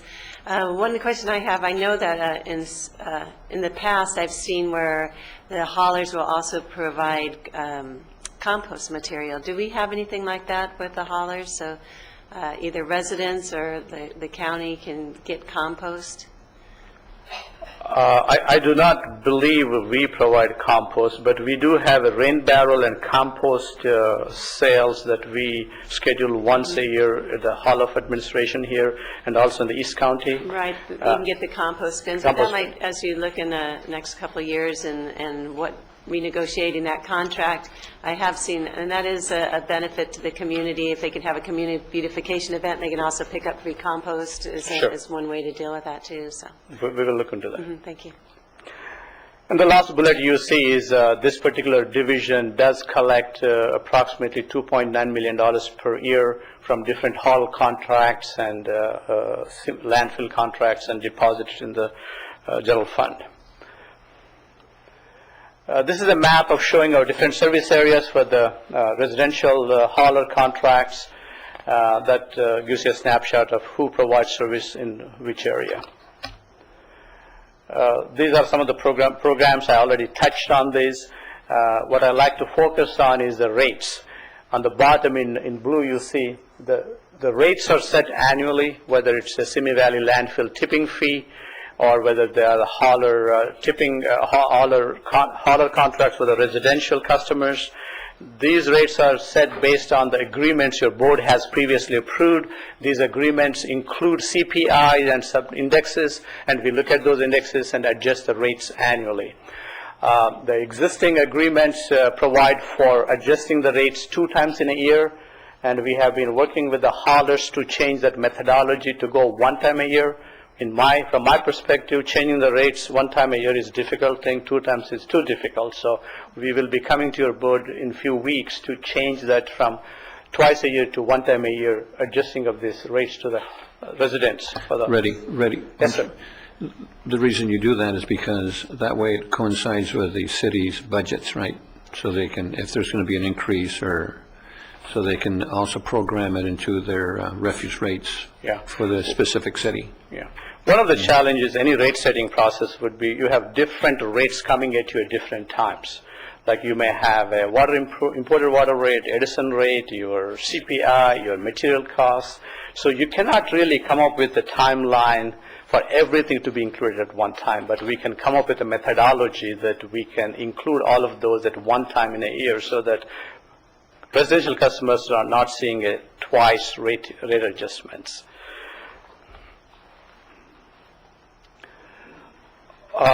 One thing I neglected to mention, these rates are not subject to Proposition 218, even though they're the utilities. The main reason being county does not set the rates. Those are set based through the haulers. So that's the reason why they're exempt from Prop 218 process.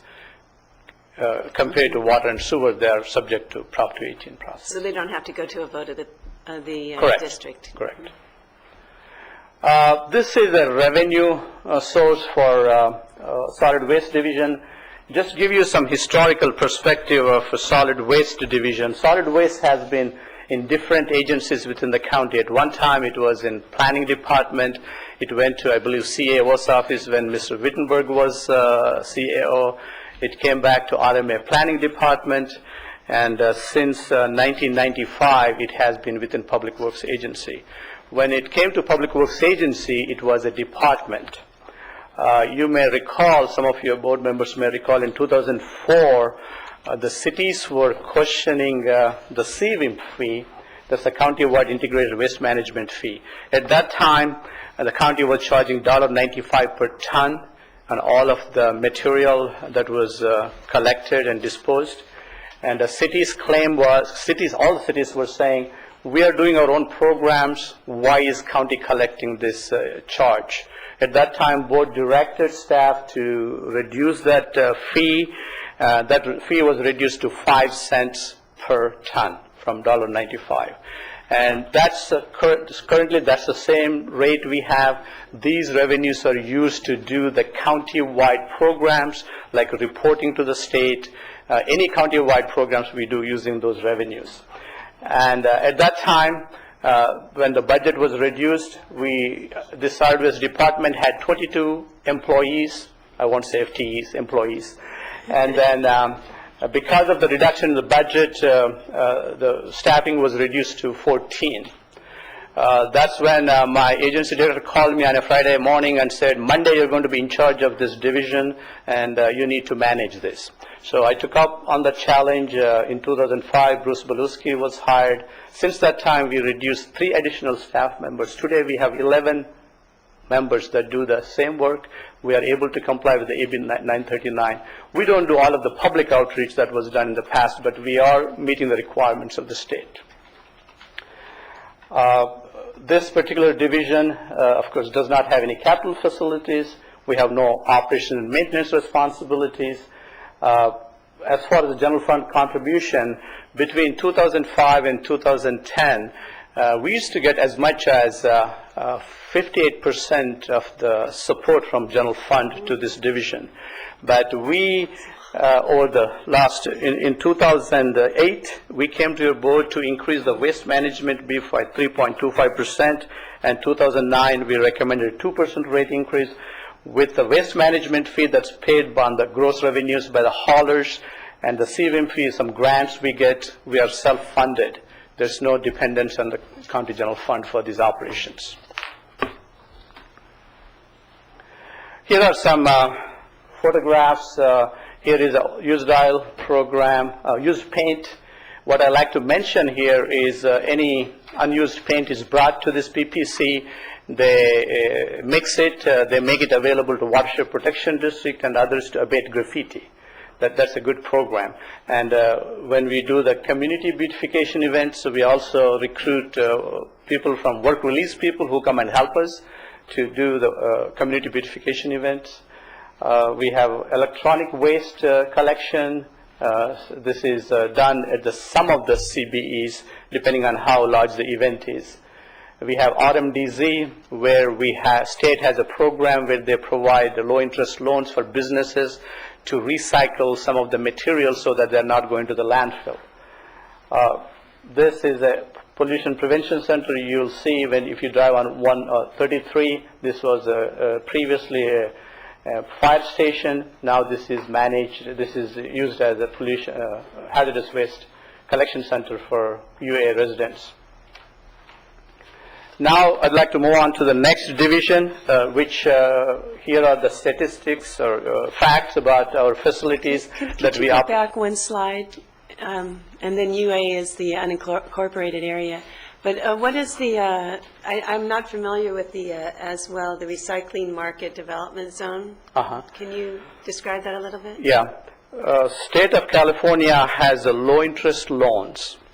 If someone wants to recycle plastic, for example, and they come up with the technology, and one of our staff members, David Goldstein, works with the proponents of a business locally, and then he would work with the state, he would coordinate with them to get the loan for a given recycling project, conversion technology, if you, it's a small project, but the state has that program to give them the loans. Okay, thank you.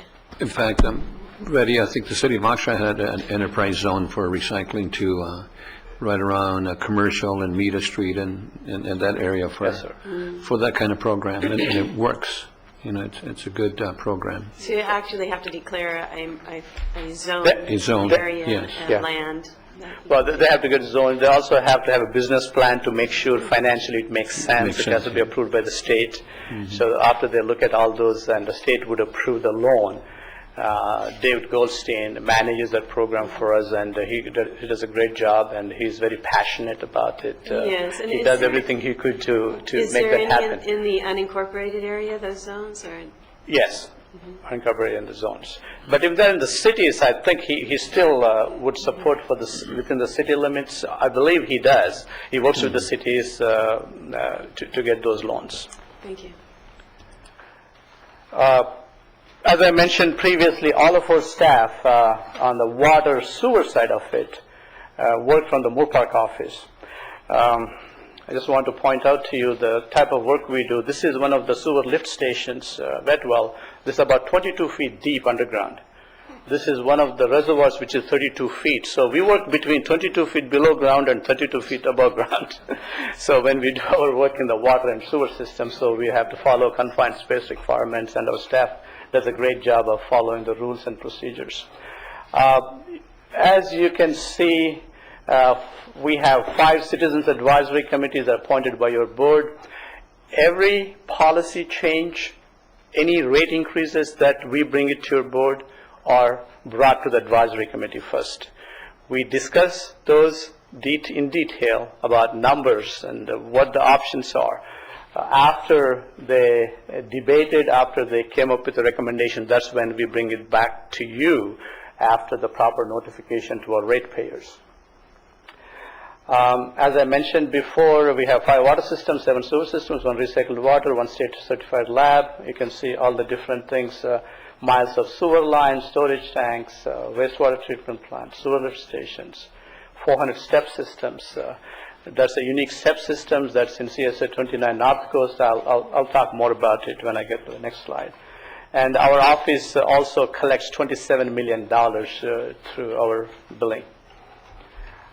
This shows how spread out we are. We are a little bit different than the County Watershed Protection District, and also like a transportation department. They have responsibility throughout the county unincorporated area, not in the cities. But in our case, our responsibility is only within the service area that we manage. And all of the revenue we collect from those service areas are expended within those service areas. That's how you see the rates for each water sewer district, because it's a special district. All the monies are collected and spent within those districts. Here is the county service area 29. That's along the coastline, north of City of Ventura to Santa Barbara County line. Here is the Pyro District 16. Provides water, some small sewer service, and some small water service to community of Pyro. This is the largest district we manage. District 1 provides water and sanitation to City of Moore Park, and outside the city limits. This district is similar to Camarosa Water District. They are very similar in size, in the budgets for both water and sewer. This is District 19. That's where we have some ongoing challenges with the water quality. Supervisor Parks mentioned about local water versus imported water. I touch more on it later on. This is the city of Camarillo. All this is District 19. Then we have CSA 30, Nyland Acre Sewer System. We also have CSA 30 for El Rio. You are very familiar with that. Lake Sherwood CSD, which provides water supply, and Bell Canyon. District 17 provides Bell Canyon to District 17 provides Bell Canyon to water supply to Bell Canyon. Tonight, actually, we have advisory committee meeting at 7 o'clock this evening, and I'll be presenting the water rates for the next year to the District 17. And our plan is to bring it back to you early next calendar year. Here are some of the divisions' responsibility. We already touched on all of these. And our operations maintenance staff, we operate and maintain all of our systems except North Coast Sewer System because it's unique. It takes a different skill sets, and it's so far away from Moore Park office. But we are still trying to figure out if we can do a better job, reduce the cost in operation and maintenance for that system. Here is our lab that we do all of the water quality testing. Al Sexton is our lab manager. I was asking them yesterday, how many reports do we send for a year? We send 270 reports for the water quality testing to the Los Angeles Regional Water Quality Control Board and Department of Health Services to assure compliances with the permits. Like anybody else, if we are non-compliant, we'll be subject to penalties. So we take it very seriously that we are complying with all the requirements. Here is our staff who work with the developers. They collect the developer's fee, plan check fee. We also administer the contracts with the developers. When a new developer comes to us, that's when we talk to them about what type of improvements they need to make in a water system or sewer system. What we found out over the years is if they know upfront, if they can put into their business plan, everything goes smoothly. And if you come in the middle of the process and say, well, by the way, it's going to cost you and need to do something else, that's when the problems come up. And so far we have been very successful in dealing with the developers. I was going to say that, and that is a great thing that you're doing. You don't hear those complaints about that. We do it in other areas, but that's tremendous. Everybody knows the cost up front, and that's I appreciate you for doing that. Yeah. And I was just going to comment, this is slide 13, you're going to slide 26, I think, or 28. So we're running a little bit late for a half-hour presentation. Okay. Is it an hour presentation? Yeah. Oh. He said a half hour. I was going to do it a half hour without questions, but I can stop anytime. I'll be happy to conclude my presentation and go Okay, fast. because I do want to get in a couple more before our 11 a.m. time certain, so yeah, maybe 5 more minutes and we'll move on. This is an important slide where what I want to show you is all of our staff in Moore Park is in ISF fund, and we support all of these special districts. This special district get charged only if we are working within those districts. I call this a full service utility. The reason being we do planning, design, construction, operation, maintenance, billing, collection of funds. Everything is done within this office. And because same staff is providing support to different water, sewer, reclaim systems, we see economy of scale. So we don't need to hire people for smaller districts. That's how this works. And this is an enterprise fund. I know there are several enterprise funds within county, and we are self-sufficient. All the revenues come from either the ratepayers or the developers for the capital projects. You are aware of water supply challenges. I'm not going to go through this, but I like to talk about reclaimed water system. As Supervisor Foy mentioned, we were successful in having a developer construct a $3 million worth of reclaimed water system when they wanted water supply for the 27-hole golf course in the Moore Park Country Club. 15 years ago when they came, we said, They asked us, can you supply? I said, sure, you have to get the reclaimed water. And they didn't say one word about $3 million. They went ahead and constructed that, and our ratepayers are benefiting from that. Of course, it's paid for the people who live in the Moore Park Country Club estates, but they know that when they bought the home. So that's how we were able to manage that. Capital facilities. All of our capital facilities are funded. New growth, this is your board policy, is new growth pays for new facilities. That comes from the connection fee, whether it is water connection fee or sewer connection fee, or in areas where we don't have growth, we go and get low interest loans, grants, so that we can control the rates. Each district is different depending on is there's a growth or how old the system is. If it was a private mutual water company, if we took over a private mutual water company, that impacts our rates. And how expensive it is to operate and maintain our system like CSA 29. The way we look at replacement of the capital facility is based on our records. Let's say if a system is pretty close to leaking, or if the pump is starting noises, and that's how when we replace. We try to extend the life of the facilities as long as we could, so we're getting most of value for our dollars.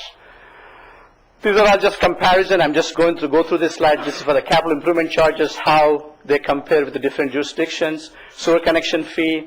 This is revenue sources for the operation and maintenance come from water rates and sewer rates, some standby charges. Rate review process. It takes about 3 to 4 months from the time we know what the imported water rate is on the water side, and we start our process in typically our process is September through November. We bring to your board either December, January, February, depending on the timeline. Our public works agency does all of the rate analysis. We do 5-year rate projections. We have been doing without any consultant helps, and so far we think we are doing a good job. Because we are able to get it through our advisory committee and show why we are doing what we are doing, and we send a 45-day notice to comply with the Prop 18, then we bring it to your board. The same thing for sewer, but we do that on April through June timeline because most of the sewer rates on the tax roll, you see me coming every year to request, we are requesting you for us to collect them on the tax roll. That's less expensive for us instead of sending the bills. Here's a comparison of water rates, sewer rates, trash collection, near-term projects. Moore Park's desalter project, we have been working on this project. We are working with the Las Posas group. We are going through the process. Our plan is to construct this project by the time Callegas brings their SMP to our location. And when this is completed, it will stabilize the imported water rates. So we don't have to buy as much imported water rate. That's going to be good for this area. And solar energy project, we are working on a solar energy project, the Moore Park wastewater treatment plant. Yesterday we heard from Edison Company that we qualified for $1.5 million grant, which will be paid over a 5-year period for this. And our plan is to bring it to your board in early next year. And we have pipeline replacement projects in District 19. CSA 29 pipeline replacement related to the Freeway 101 improvements, and Pyro Tertiary plant, we recently got a grant for that project.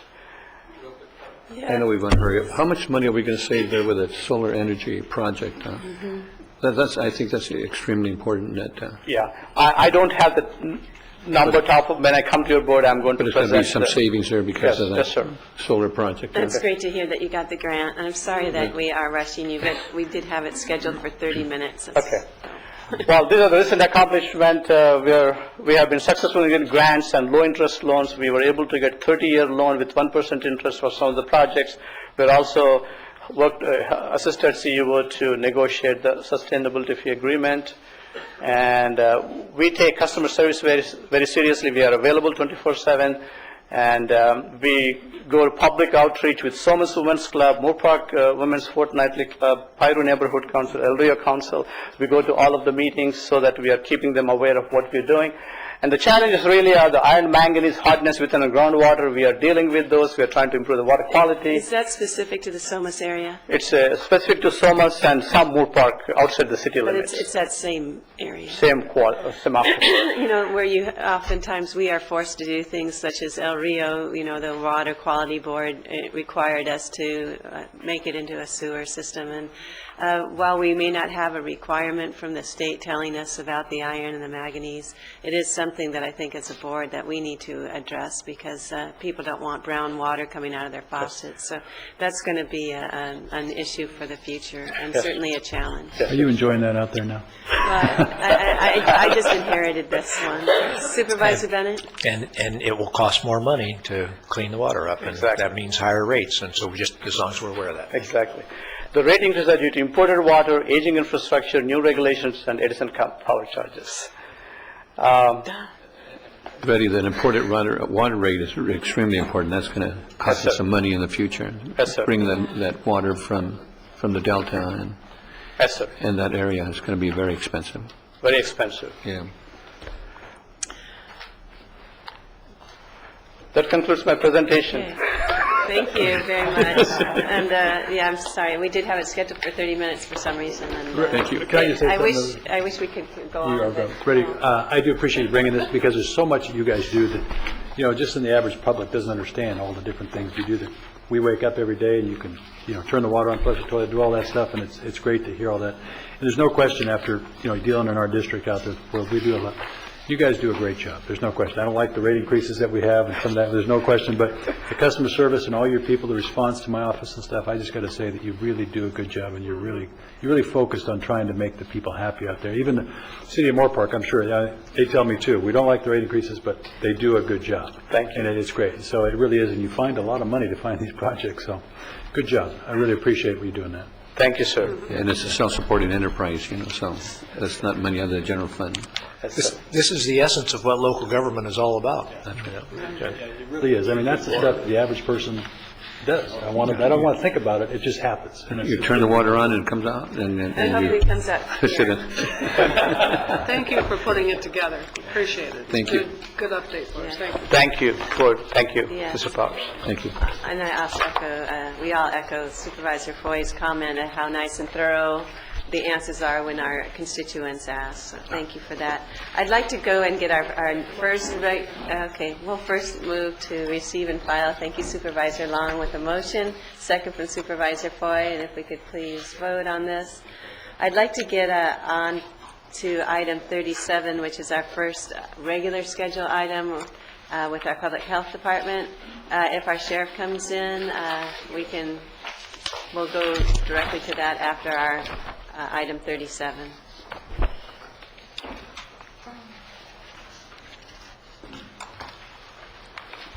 Good morning, Chair Parks, members of the board, Mr. Powers. I'm Diane Dobbins. I'm the manager of the Emergency Preparedness Office in Public Health, and I'm here today to ask your permission to ratify and authorize our application for renewal of our collaborative grant with the California Department of Public Health to continue our emergency preparedness funding for public health preparedness, pandemic influenza preparedness, and the hospital preparedness program. Do we have a motion? We have a motion from Supervisor Foy, second from Supervisor Zaragoza, and if we could vote. Thank you for that. And let me just say, this is my last appearance. I'm retiring as of Friday this week. And Barbara Spector-Wilkins, our pandemic influenza preparedness coordinator and epidemiologist, will be stepping into my place. Madam Chair, if I might, 33 years of service. Thank you, Diane. Congratulations. Of outstanding service. Thank you.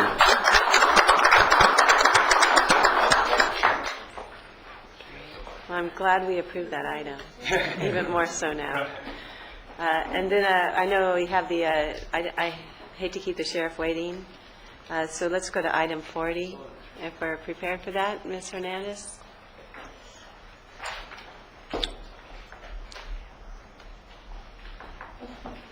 Good morning, Laura Hernandez, Assistant Director for Sheriff's Office of Emergency Services. Dale Carnathan, who's the project manager on the Tsunami response plan is on his way, but we are here this morning to ask for your approval on the Tsunami Emergency Response Plan and the Tactical Interoperable Communications Plan. Both these plans have undergone an extensive review by the coastal committees for the Tsunami Plan and by the Tactical, by the Emergency Telecommunications Committee of the EPC, the Emergency Planning Council. From that point, they go to another review process, which is the Plan Review Committee, and then they get submitted to the Emergency Planning Council for adoption. So they've been through a fairly rigorous review process, and now we are presenting them to you for approval. And that also, the planning and review also incorporates the cities in the tsunami areas. That's correct. It is a all-encompassing plan with the full support of the agencies around. Madam Chair, can I share something real quick? And this is not political, but I was walking precincts yesterday over at Oxnard Shores. Those signs look great. You see the tsunami signs, and it's got an arrow pointing, and you have them at different locations there at the Oxnard Shores. So, and they're a nice-looking sign too, and it's not big. It's just what's the size of that, Laura? I don't know. But 12. They look very by attractive 14, anyway. yeah. They're not. I just want to share that with you. Thank you.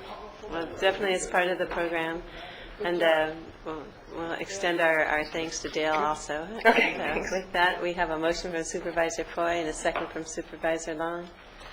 Been working on it a long time. Good work. We have. Thank you. And that does pass unanimously. Great work. We'll hop back to item 38, and this is with our information technology services. With some good news. Yes, good news finally. Chair Parks, board members, CEO Powers, Mike Reed, IT Services. In June, your board approved IT Services budget, and that budget had a 3% reduction. Since that time, we've continued to work on our telecom expense management program and try to control our costs in that area, as well as ensure that those reductions were sustainable. The outcome of that effort is reflected in the two rates in this board letter. The voice network access rate was decreased by 16% and our voicemail rate by 42%. Those reductions will save the county departments and agencies around $600,000 over the next year. $600,000 a year. If we do it like most government says, over the next 10 years, that's $6 million. Huh? You got it. Make it look good. That's great. That's a tremendous. Does it translate that way, or is it, you did say $600,000 over the next year, but would it be a continual savings of that? At that rate, with a current number of accounts in that, it would translate that way. If we hadn't changed over. Right. Thank you. And as long as costs don't increase, but that's why we held off doing this until we are sure we could sustain those reductions. So. And those reductions are distributed throughout the county for everyone who uses the system, which is probably about every department there is. So it's a cost savings throughout the county, which is we have excellent. about 5,000 voicemail accounts and about 9,000 access points on the voice access charge. So yes, most everyone is using that in one form or another. So with that, we request your board approve those rates as presented, and if there's any questions, I have my team here. Dan Richards was instrumental in working through those issues over the past 2 years. So. I was going to make a comment. I know you were trying to make a comment, Mike.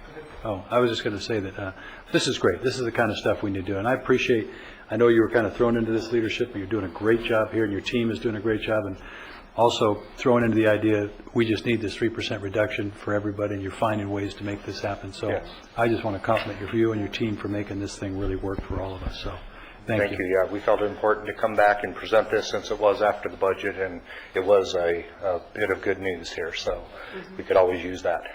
Supervisor Bennett? I essentially wanted to say the same thing, and we don't get these kind of items every day, right? That come to us, and it's significant, and I think it's just a sign of county government is doing everything they can to stay in that constant improvement mode, which is going to be essential to our success over the next 4 or 5 years with what's going to be happening with budget cuts and everything else. So, I'm not sure it's all county government, at least this county government is, so that's good. Yeah, that's good. Mr. Powers? Yes, thank you. Just to echo what's been said, Mike, to your team, it's lowering costs and improving customer service, I think, is what really, your outreach is very important. Yes. And having good partners like the Sheriff's Office partnering with you on their new facility, and Assistant Sheriff Pennis and his team there too. Makes a big difference. Agreed. Thank you.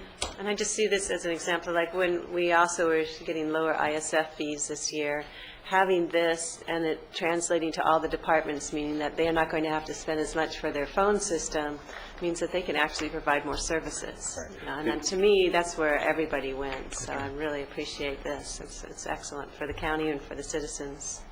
Did you want to comment? I do. I wanted to thank Mike briefly. My name is Dan Richards. I operate a group called Network Services Inside IT Service. I want to thank Mike for all the support and leadership he's provided. It was a surprise to all of us, but we're very happy to have Mike on board and working with us. The one thing I wanted to mention is we don't do this enough, is the team that actually make this happen is the group of people that I am fortunate enough to supervise called Network Services. In that, we have specific individuals that I wanted to call out briefly. Pam Michael, who's done a lot of the dirty work and just going through the detail and figuring out what we could turn on and turn off from a very perspective. Mike Wickham and Jim Wolf and Scott Allison and also Joe Botchgalupi. These are the people that lead my team, and they're the ones that buy into this kind of activity and make it a reality. And we're not done yet. It's even better because we're working with the sheriff right now, and what we're doing is we're going into their individual business units, and we're looking at the pass-through telecom costs, and we're terminating the accounts that are no longer needed. And outside of this effort, I just got a report that we've saved the sheriff, just on the 3 business units that we work through, $15,000 a year in reducing unnecessary telecom costs. We can do this for every agency.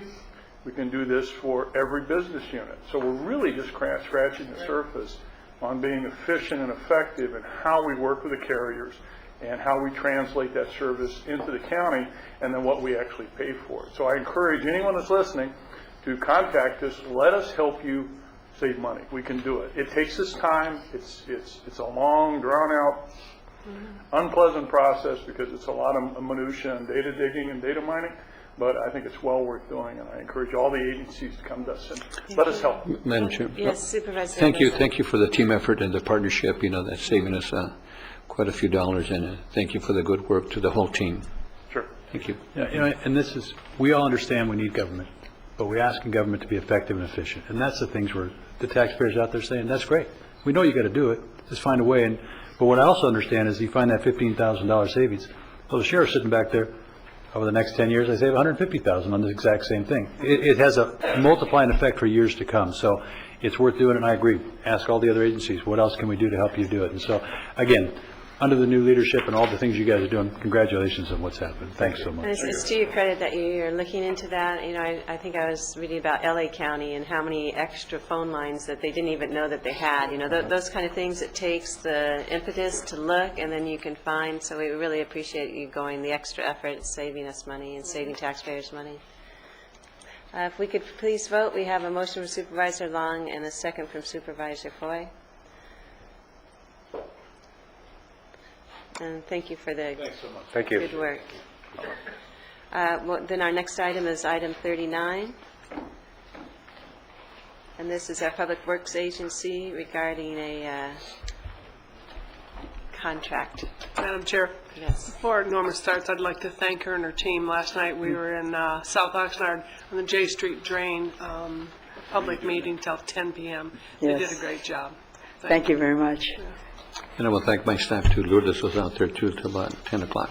Yes. Hopefully we answered many of their questions. And so, just for the record, again, good morning, board members, Chair Parks, Mr. Powers.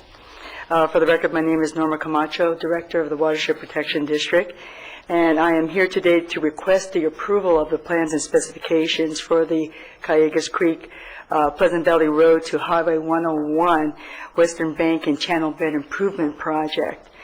And we are also here to recommend the award of the contract for the Phase 1 of this project to Bert Salas Incorporated in the amount of $5.85 million, which is below the engineer's estimate of $5.9 million. Just to step back a little bit, the goal of the project is to increase the channel capacity so as to remove approximately 800 homes in the Camarillo area out of the flood hazard zone.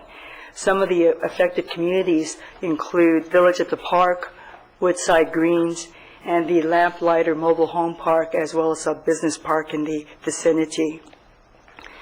Both the district and Western Pacific Housing have agreed to cost share for the project. The district will be responsible for the West Bank and the Channel Bottom, which is here for your consideration today. And Western Pacific Housing is going to be responsible for the funding of the East Bank project and one half of the Channel Bottom as well. And again, this award represents the kickoff for the construction of the total project. We'll be starting with the West Bank and Channel Bottom, and this project represents the majority of the district's share of costs for the project. The district will pay approximately $4.8 million, with WPH paying about $11 million. One of the kinks in the project is that the award is being brought to you before the agreement is before your board on the cost sharing of this project. And again, we are bringing this award to you in order to preserve the bid that was received by Salas Incorporated, that was received by us on July 26th of this year.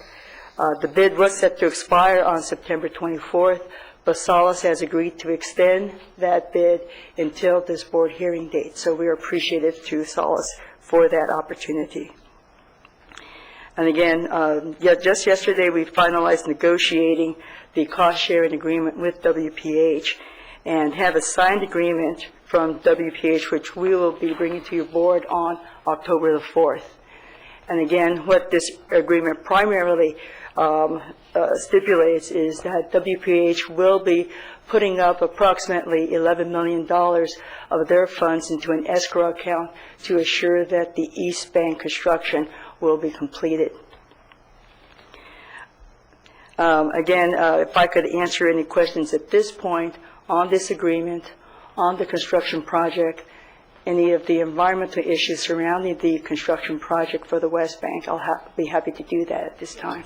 Madam Chair, so Norma, this is a timeline issue. That's why we're bringing it up before the, and we'll save quite a few dollars in the process. Right? Yes, we're hoping to, the Salas construction bid was a good bid, $5.8 million. If we do, for some reason, if this project doesn't get approved today, we anticipate that if it does get rebid, that we will have to, the bids will come in higher. That's right. Thank you. Supervisor Long? This has been a long time coming. I think the first initial discussions were in 2005, and very tough negotiations, and you've done a great job in holding a good line there. I appreciate that you've made progress and that the next step will be coming to us. It's a much-needed project, so I certainly support it. Thank you for the tough negotiations. Thank you. And what put us in the situation where we are today is just from my level of understanding is that we didn't really have the developer committed when they got approval for their project that they would also deal with the flooding that the project would cause. Is that correct? Yes, that is. But now we feel with the signature on this agreement that we do have their solid commitment to actually fund the East Bank. It's good. So it's nice then to work with the cities to see that we don't get in this situation when they approve a development, it leaves the county watershed protection district with having to do what we've done. And I do laud you for being able to come up with a contract and get this moving, and hopefully it will all work out. I have just a secondary question because I noticed it spelled out pretty clear in the report that we're making an effort to get moving soon so we can remove all vegetation to discourage any endangered bird species from nesting there. The thought that I have is perhaps this is endangered bird nesting grounds. And if this is a policy, and it seems to be, I've seen this elsewhere, is to discourage when we have endangered nests, and then we need to go in and do a project to discourage those endangered species from continuing to live in those areas. And with this kind of policy, which I don't know if we've had much input on from the regulatory agencies, it furthers the decline of endangered species. And I don't know if you have any comment on that. Would you like us to reconsider that in specific areas where there is an endangered species then? Well, what I understand, obviously, we're moving forward on this because we're in this timing situation we are. But if this is the policy of Ventura County Watershed Protection District or any other agencies to knowingly, try to discourage what we know are endangered species habitat, we need to have that discussion, I think, and need to have that with input from Fish and Wildlife, for example, U.S. Fish and Wildlife Service that oversees endangered species. Chair Parks, Jeff Pratt with the Public Works Agency. Just so the record's clear, there are no birds in this area, but it is potential habitat. And it has been our policy in the past to, when we get ready for a construction project, to do what I tell the regulatory agencies, slash and burn. The reason for that is we get the habitat down and a bird won't come there to nest. If a bird were to come there, and you have to understand we're squeezed on both ends. The bird nesting season takes up the summer construction season, and the rain takes up the winter construction season. And so what we do to try to maximize the time we can work during the summer is to get rid of the potential habitat. Now, we do work with the regulatory agencies on that, and they have accepted that as a practice. And I think part of the reason for that is that we mitigate that and we bring back habitat at ratios greater than those that were there before. So we recreate the habitat. It's a simple intrusion while we go do the project, and then we get the project done and put it back. Now, if we were to leave the plants there, and we had this problem once before where we didn't get all the plants and a bird nests there, then typically what happens at that time, we have biologists on site the whole time, but it's identified and then there's a circumference or a circle put around that nest. And depending upon the bird species, it can be as much as 500 feet. And that's a 500-foot no-work zone around this, and that can severely impact the project and cause claims, change orders, and all sorts of. So that's why we do what we do.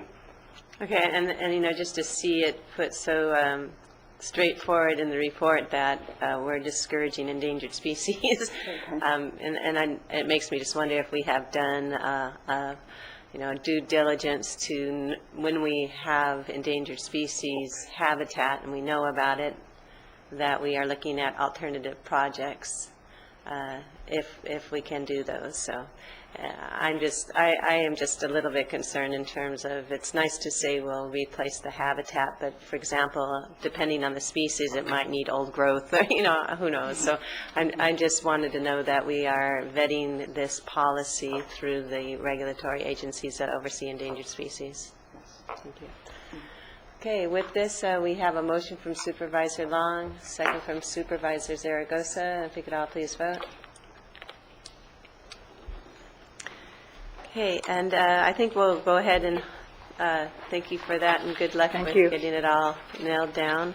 We'll go ahead and go to our 11:30. Madam Chair, excuse me. Before we go to 11 o'clock. Yeah, before we go to our 11 o'clock, because I think things are going to get pretty long here and stuff.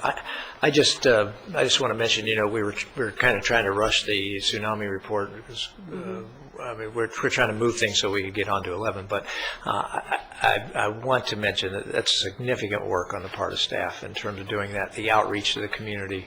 The newspaper has covered it, I think, so significantly, in the newspaper, but it's a big deal because of the number of people, right there at the coast that are affected, 40 to 45,000 people affected by that. And the other thing that I really appreciate that has been covered well is that it will decrease people's flood insurance rates because it's going to be part of our community rating score. So I'm not sure when we're going to get to our board comments. I was going to be making those things during board comments, but in case that's later than that, I just wanted to get that said here publicly while we have. And then it also goes to that collaboration, because we have such great collaboration between departments. Here you have the sheriff's department working on something that helps, reduce flooding and reduce rates of it as part of our water agency. Great point. Thank you.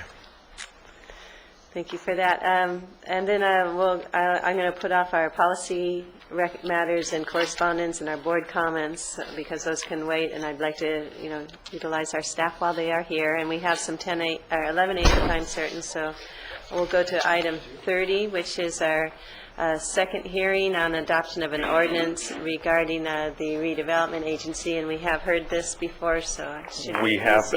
Good morning, Chair Park, Supervisors, Mr. Powers. For the record, my name is Jeff Burke with the County CEO's office. This is just a second reading and adoption of the ordinance. The presentation was last week. I'm here to answer any questions you may have, and I'll let you vote on the ordinance and let the next person come up. Thank you. And County Council, you don't need a fourth on this? It doesn't say so on the agenda, so I'll say no, do not. it doesn't need a fourth. Okay. So we have a motion and a second, and we'll go ahead and vote, please.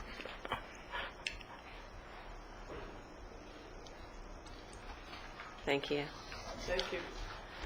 All right, so then our next 11 a.m. time certain is our above and beyond report of the public defender's role in Ventura County Stand Down, a wonderful project, and I'm sorry that we got to this a little bit late, but feel free to full report. Okay, good morning, everyone. I'm Steve Lipson, the public defender, and I'd initially like to thank Mr. Powers. We appreciate the CEO's office recognizing what our office does at Stand Down, and it's a pleasure to talk to you about this.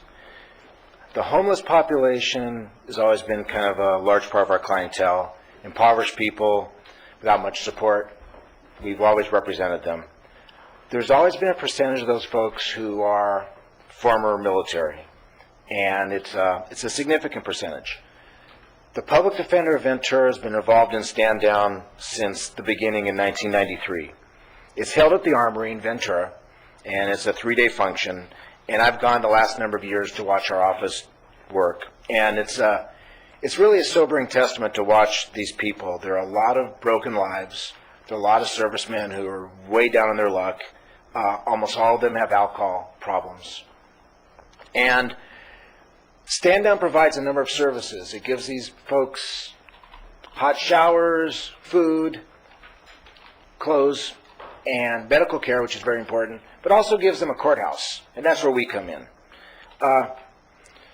Most of the vets we represent, most of the veterans we represent have alcohol issues, and what happens is, very briefly, they get picked up for the common crimes of public intoxication, open containers, urinating in public, everything you see the homeless folks doing, and doing it with some frequency. They also pick up traffic citations. They come to the regular courthouse and get their cases taken care of, but in the regular court, there's also fines and fees that are associated with all these penalties. And these guys cannot pay them at all. So they leave the courthouse, and they've got balances of $100, $500, $1,000, and they're just ripe for being picked up on a warrant. And what happens without Stand Down is they would be hauled back into court. Sheriff Dean would house them at the jail. They'd be put there for a couple days, and then they'd come to court for credit for time served.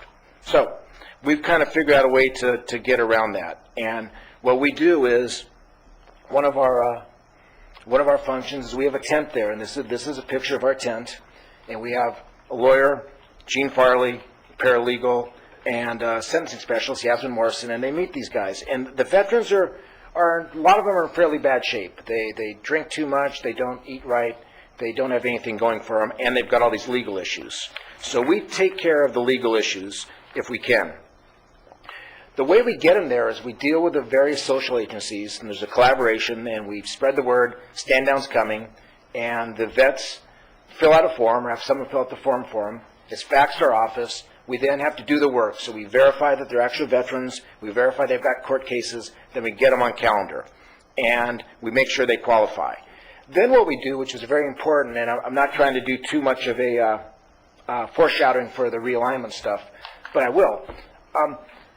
Our department is crucial to the success of stand down and realignment because of our relationship.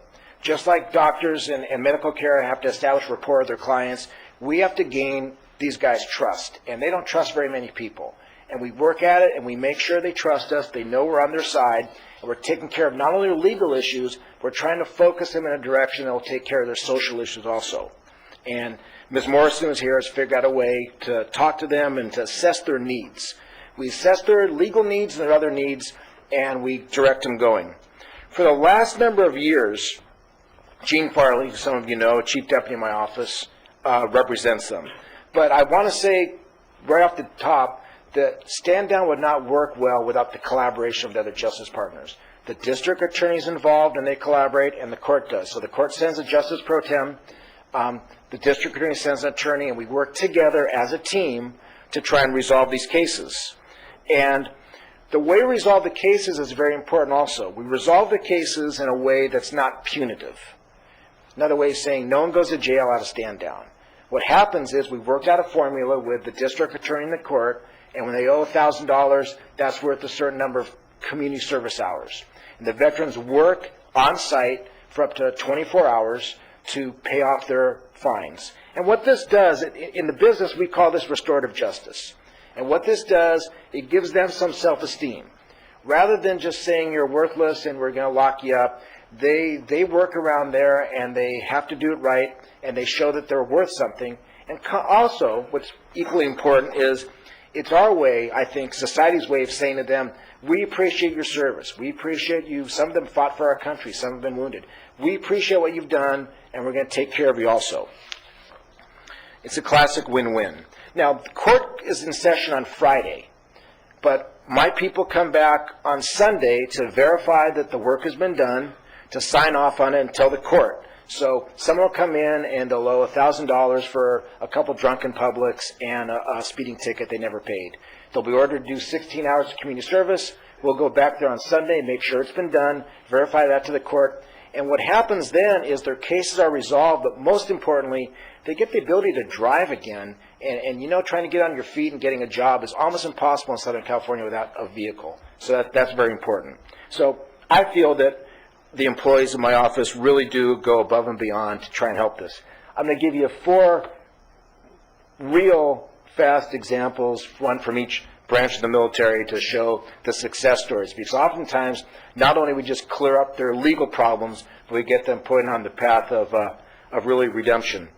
Sergio Arias is a local guy, Channel Islands High School, joined the Marine Corps right out of high school. He's in the first invasion of Iraq, and like a lot of people, and not knowing enough about Sergio personally, what he was doing before, they come out of the military oftentimes with controlled substance issues, primarily alcohol. So a strapping Marine who saw combat is down and out. He's homeless. He's alcohol involved, and we clean him up. And they actually did a special on, he was part of a special on CNN where he said that the public defender and sentencing specialist came up with a program that kept him probably out of jail and prison. So he's a real success story. He was a Marine. Barry Northrop, and we're showing you the booking photos kind of before and after. Barry Northrop was in the Navy, was in the Air Force. He was at our 2007 stand down, and we cleaned him up. He had a slew of alcohol issues. We make sure they're all done. He gets his license back. He now lives in Medford, Oregon, doing quite well, and he's very proud that he was in the show Extreme Makeover, where they deal with someone's house, and he's doing quite well. He's still in touch with Ms. Morrison, our sentencing specialist. John Garcia is a local guy. Mr. Garcia was in the Navy for 4 years, came out hopelessly involved with alcohol, a slew of cases, and not only did we take care of his cases, but we directed him to alcohol services, and now John is doing fantastic. He graduated from Oxnard College just recently, addiction disorder program. He's going to get his bachelor's degree in sociology, and his goal is to be an alcohol and drug counselor so he can help people who are in his position.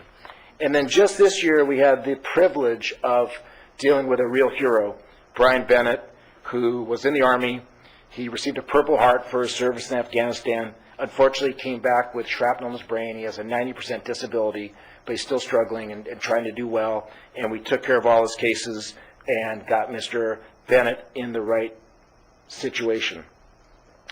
Historically, our office has thrown a lot of resources at Stand Down because we feel it's so important. This was a tradition from Mr. Clayman and Mr. Damar that I have every intention of continuing. And I'd like to introduce you to three of our people who are at this year's Stand Down. I think you might know at least one of them. First is Jean Farley. Can you stand up, please?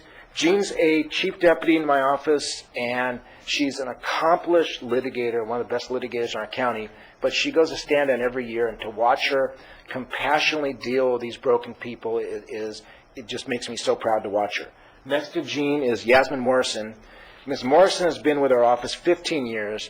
She's a social worker / sensing specialist, and just to get a plug, if we had 5 more of her, I'd be so happy. She gets people going in the right direction and really works hard at building trust with people so they trust her, they unburden themselves with the demons they have, and she gets them going into the alcohol or drug program, and it's very helpful.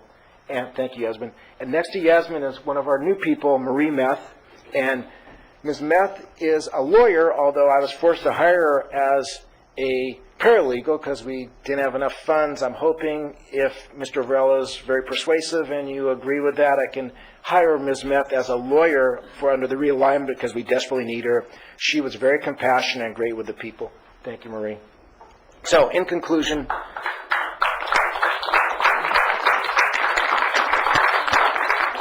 I'd like to thank you again for giving me the chance to talk about this. A couple quick things. It only works because of collaboration.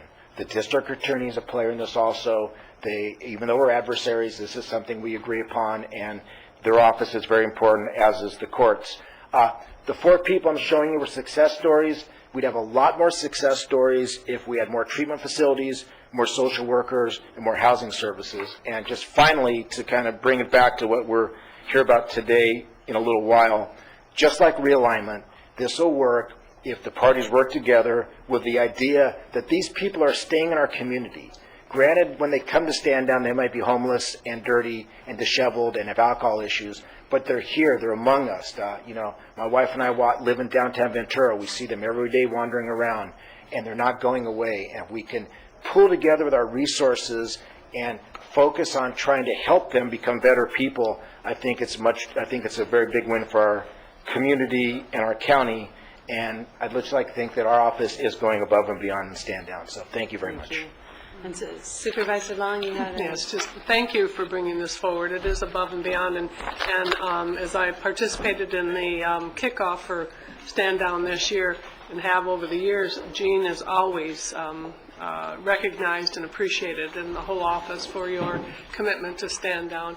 And we know we all couldn't do this without Claire Hope leading the charge. Yeah. And we certainly hope Claire continues to do so, and I know she's looking for a succession plan there, but my office is committed to work with her for this next year to see how we can help all of us continue to do a great job. These stories are terrific. Thanks for bringing it forward. Thank you. And also, thanks for taking care of our veterans, people who gave so much to us, so we have these freedoms. Thanks for what you're doing, the compassion. It's a great program. I'm glad you had collaboration to make this happen. So thanks. And thanks for bringing all this good stuff.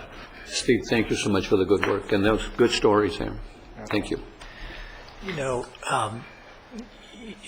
You said something that I think most stood out, which is, they owe $1,000 and we end up giving them, restorative time.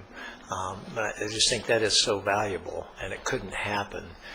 But they had high self-esteem at one point in time when they were in the military.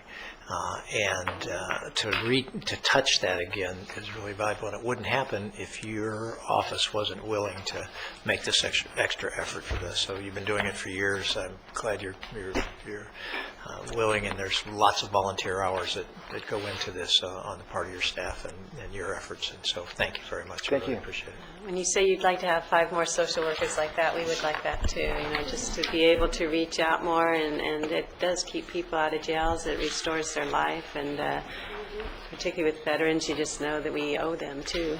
Exactly. Thank you. Yeah. And just to echo that, you're doing this mostly with donated hours. Your people are doing this because they care about the people they serve.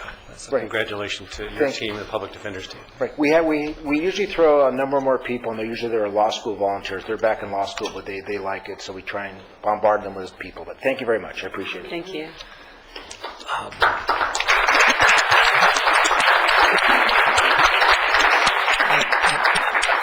I just wanted to point out that Brian Bennett that that he showed the picture of. I mean, to be released with shrapnel in the brain and at some point ending up at stand down is sort of a sad situation. That's how far things can change, in our society in terms of kind of From a support Purple for Heart. vet services. Yes. Mhm. Thank you very much. And thank you, Mr. Powers, for bringing these to us. It's good to know, and we have a better understanding of what our departments are doing, even on their volunteer hours. Right now, then, we're going to be able to go to our 11:30 time certain at 11:30, so that's kind of neat. This is item 32, and it's approval of the Local Community Corrections Partnership Phase 1 Plan. Mr. Varela. Just love it. I walk up and the PowerPoint just pops right on. Perfect. What a great story to lead right into to realignment. So good morning, Madam Chair, members of the board, Mr. Powers. I am here before you today to represent not only the Ventura County Probation Agency, but as the chair of the Community Corrections Partnership Ventura County, to give you a little bit of background on public safety realignment here in Ventura County and its impacts, and also to ask your board to authorize or approve Phase 1 of the Ventura County's implementation plan.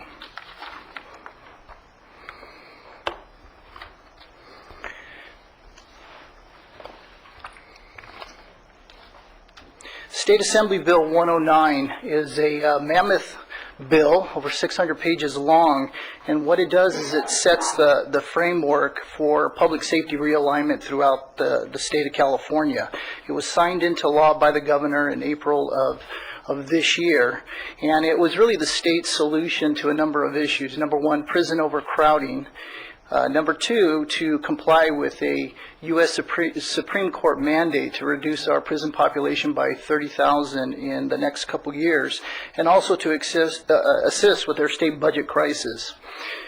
In summary, what it does is it shifts or realigns particular responsibilities that have been maintained at the state level, specifically to housing of low-level offenders and to manage parolees in our community, and shifts it over to the county, and it will become our responsibility. We got a late start this fiscal year. It's only 9 months. The reason for that is AB 109 was not to be implemented unless there was funding attached to the bill. At the very end of last fiscal year, there was funds set aside for the implementation of AB 109, and the state elected to give the counties about 3 months of planning in order to prepare for the shift in these responsibilities beginning October 1st. It will be applied prospectively, which means that it only pertains to offenders who are being released either on October 1st or after from state prison back into the communities, and those people who are sentenced here locally in our courts on or after October 1st. There have been a number of cleanup bills associated with AB 109, particularly AB 117 and 118, which drill down into responsibilities of the local counties and also the structure of the funding and where it's going to go. What kind of impacts is AB 109 going to have on Ventura County? We know that we're going to have 3 distinct populations that we're going to be dealing with that we haven't been dealing with in the past. Number one is the post-release community supervision offenders. These are individuals who are being released from the California Department of Corrections back into our communities. They are now going to be the responsibility of the county's probation agency. Your board designated us as the community supervision entity on July 26th. And these are people who have been released who have a committing offense of what we call non-serious felony, non-violent felony, and non-sex offense felony. They'll be coming into and be assigned to us for community supervision.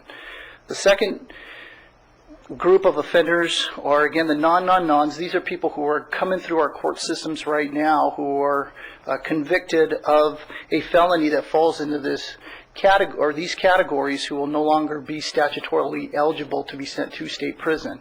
It will be the responsibility of the locals to manage them in our local jails and in our local communities.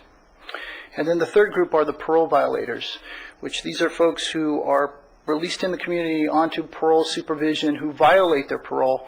They will no longer be eligible to go back to prison for parole violations.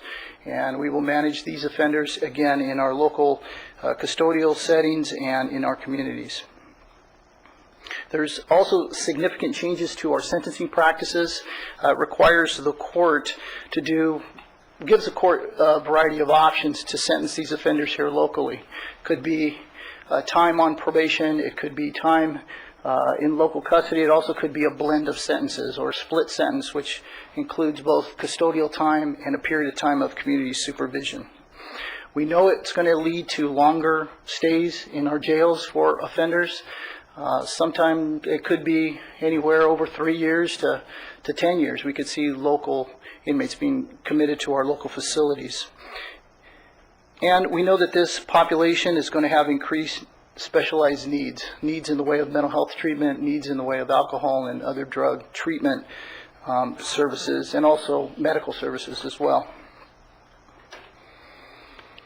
The funding that has come to our county is 9 months of funding, and it is roughly about $5.7 million that the county is receiving to deal with realignment.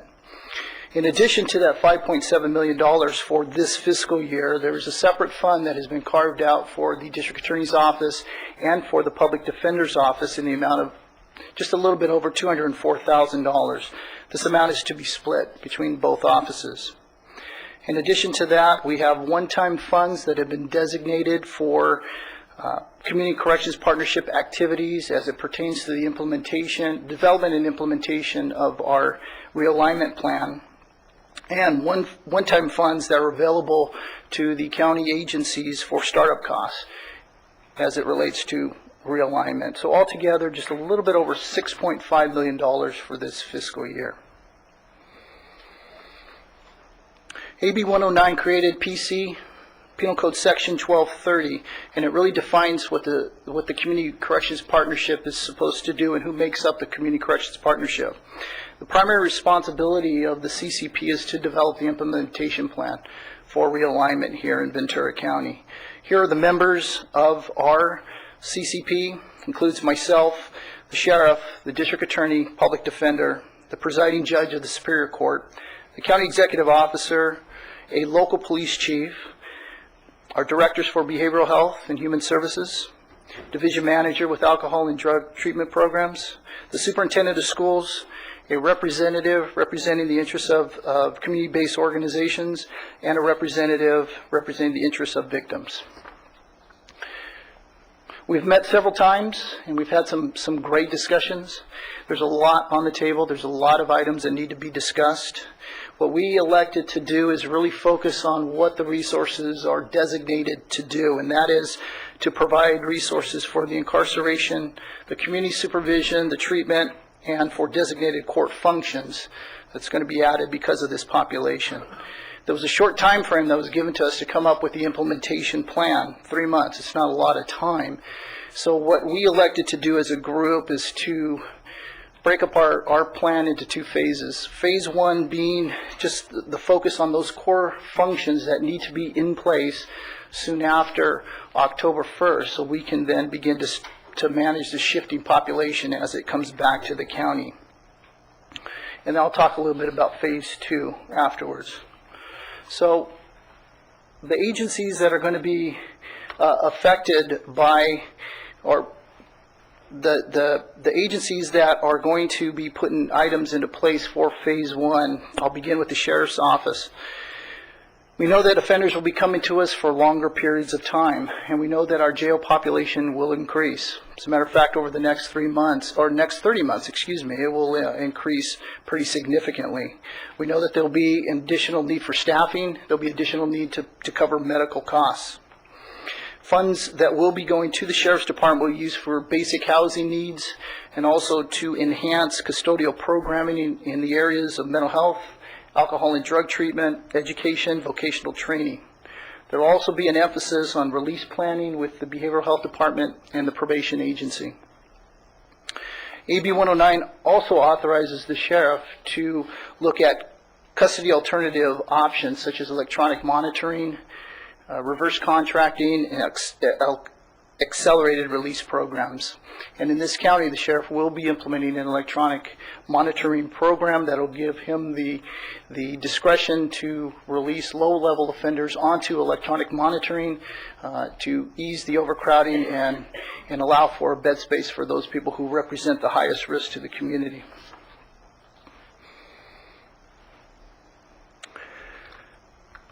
For the probation agency, based on CDCR projections, we are anticipating an increase in our population of between 300 and 350 post-release community supervision folks coming out of state prison through the end of this fiscal year. We have been engaged in some planning and notification from CDCR just to get a profile of the individuals that will be coming back into our communities that will be assigned to our caseloads.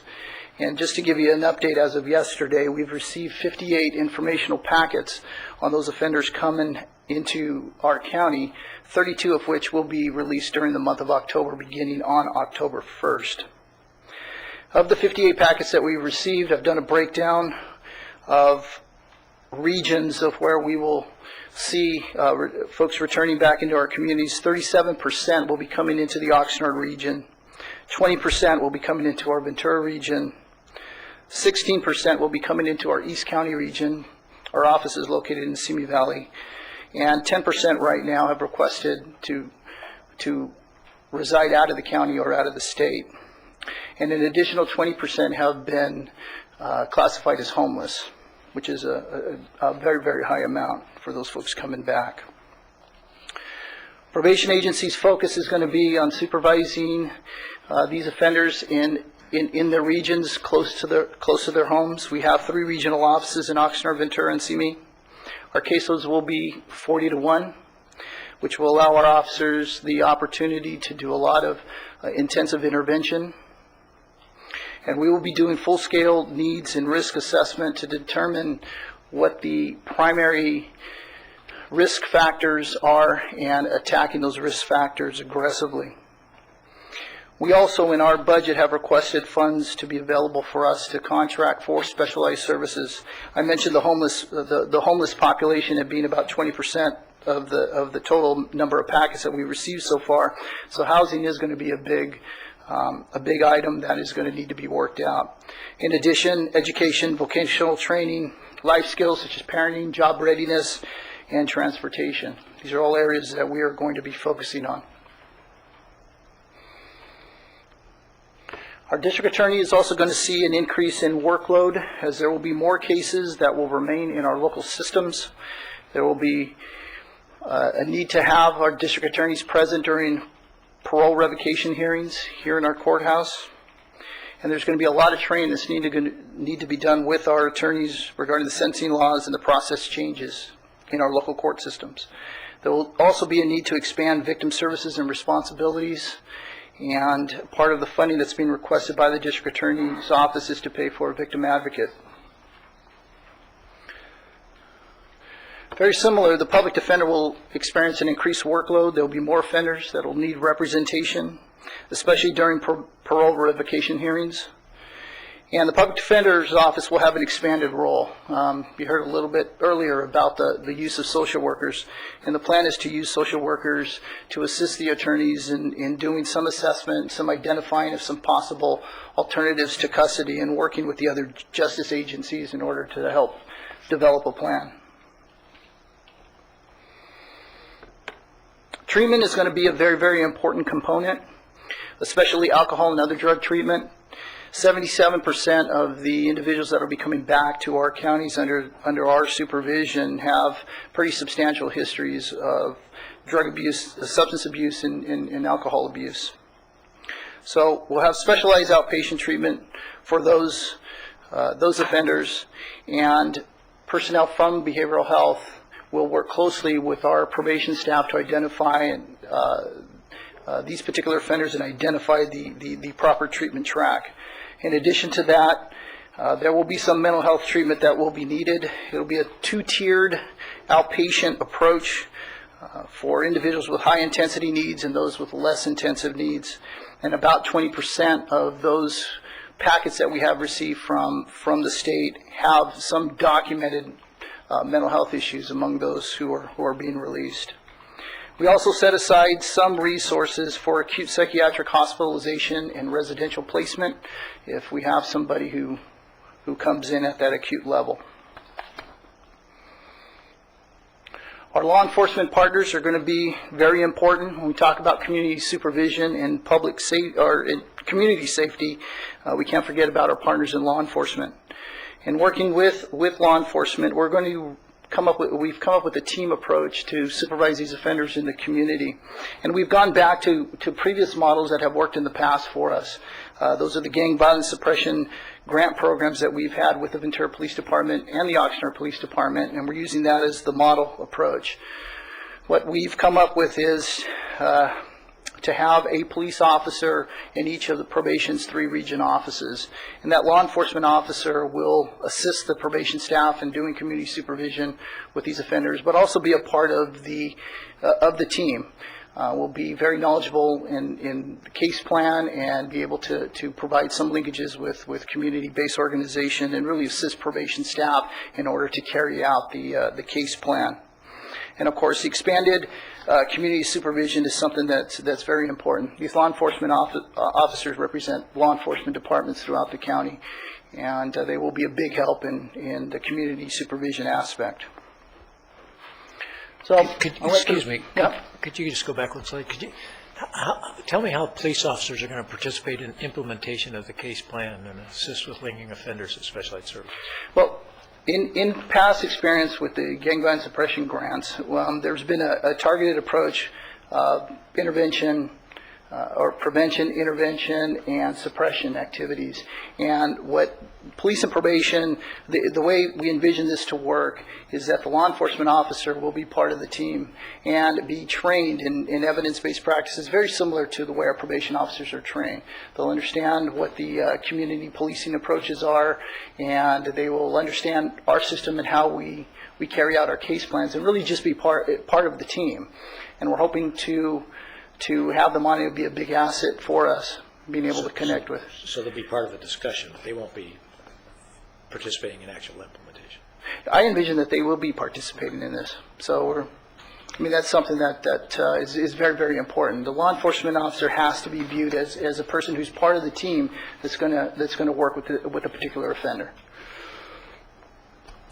I guess I just want to be clear. So police officers are going to participate in the implementation of the case plan. Yes. When you pay implementation, they're actually going to go out and they're going to be in there as they're saying, hey, this is the case plan, and then a police officer is going to actually take some steps with that parolee? I envision that they're going to take some steps with the probation officer. They're going to know what the case plan is, know what the factors are that we need to aggressively deal with. They're going to accompany probation into the community and be part of the team. Great, good.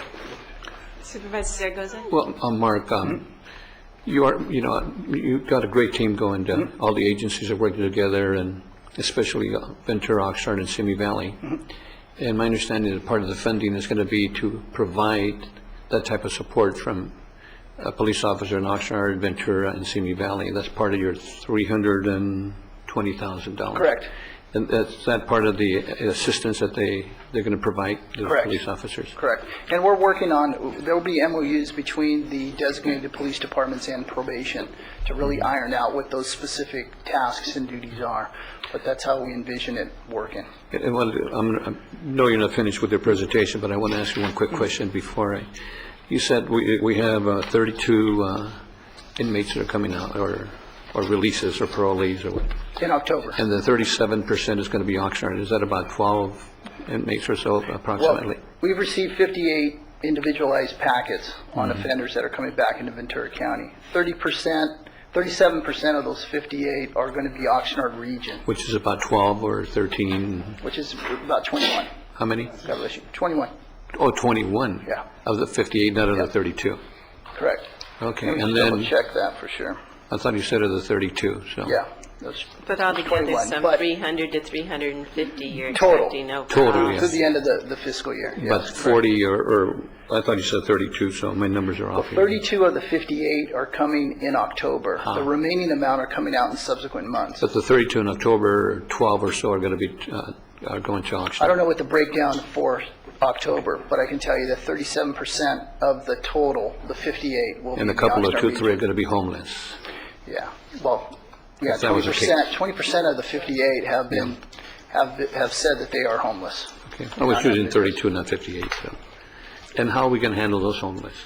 Well, that's a really good question. We're talking about that on the way over here. You know, we have folks that exit our county jails right now that are homeless, and what we really try to do is find them a place to live.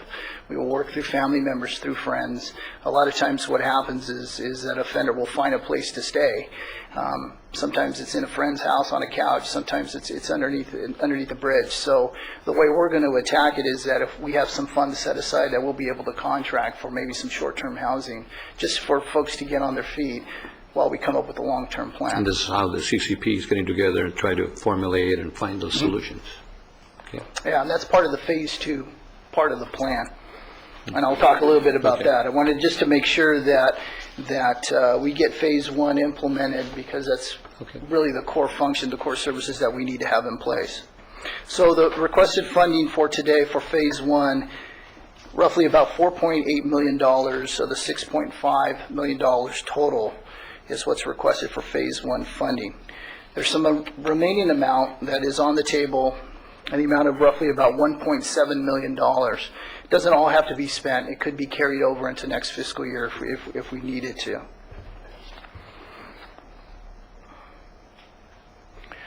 What we want to do for phase 2 is really sit down and develop a long-term approach to realignment. Realignment's not going to end after the end of this fiscal year. It's going to carry on in the subsequent years, and we want to make sure we put together a good comprehensive plan.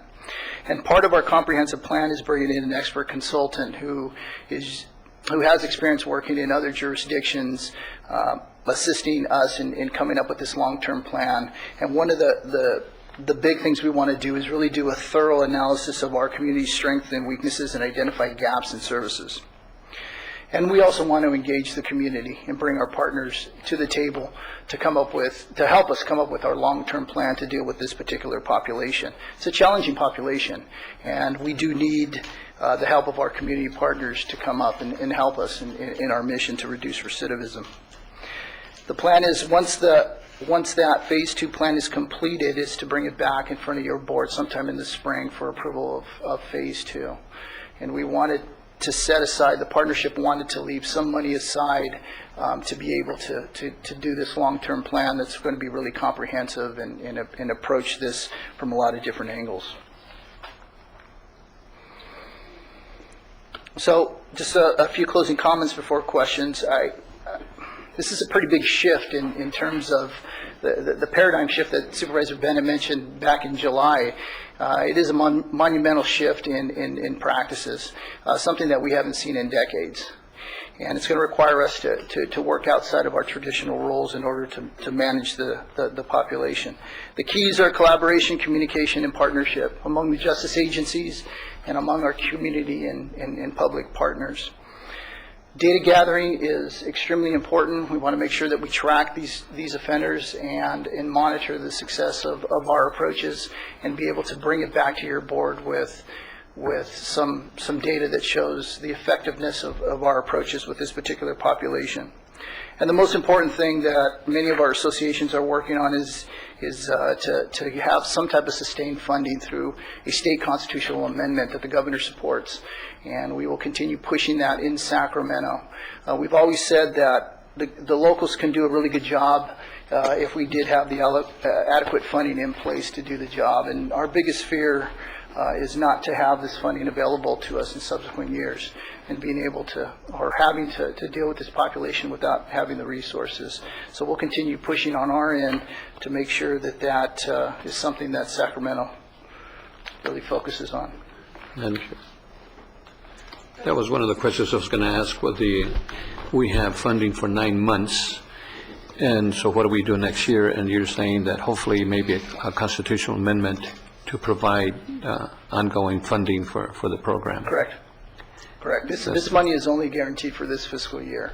And it was nice to hear the governor last week at a one-day conference in Sacramento really pledge that he doesn't plan on leaving Sacramento until the funding's in place for realignment in the subsequent years. And worst case scenario, what happens if we don't get the funding? Then we have a lot of responsibility and very limited resources in order to manage them. And the governor will never leave Sacramento. We'll put him in jail?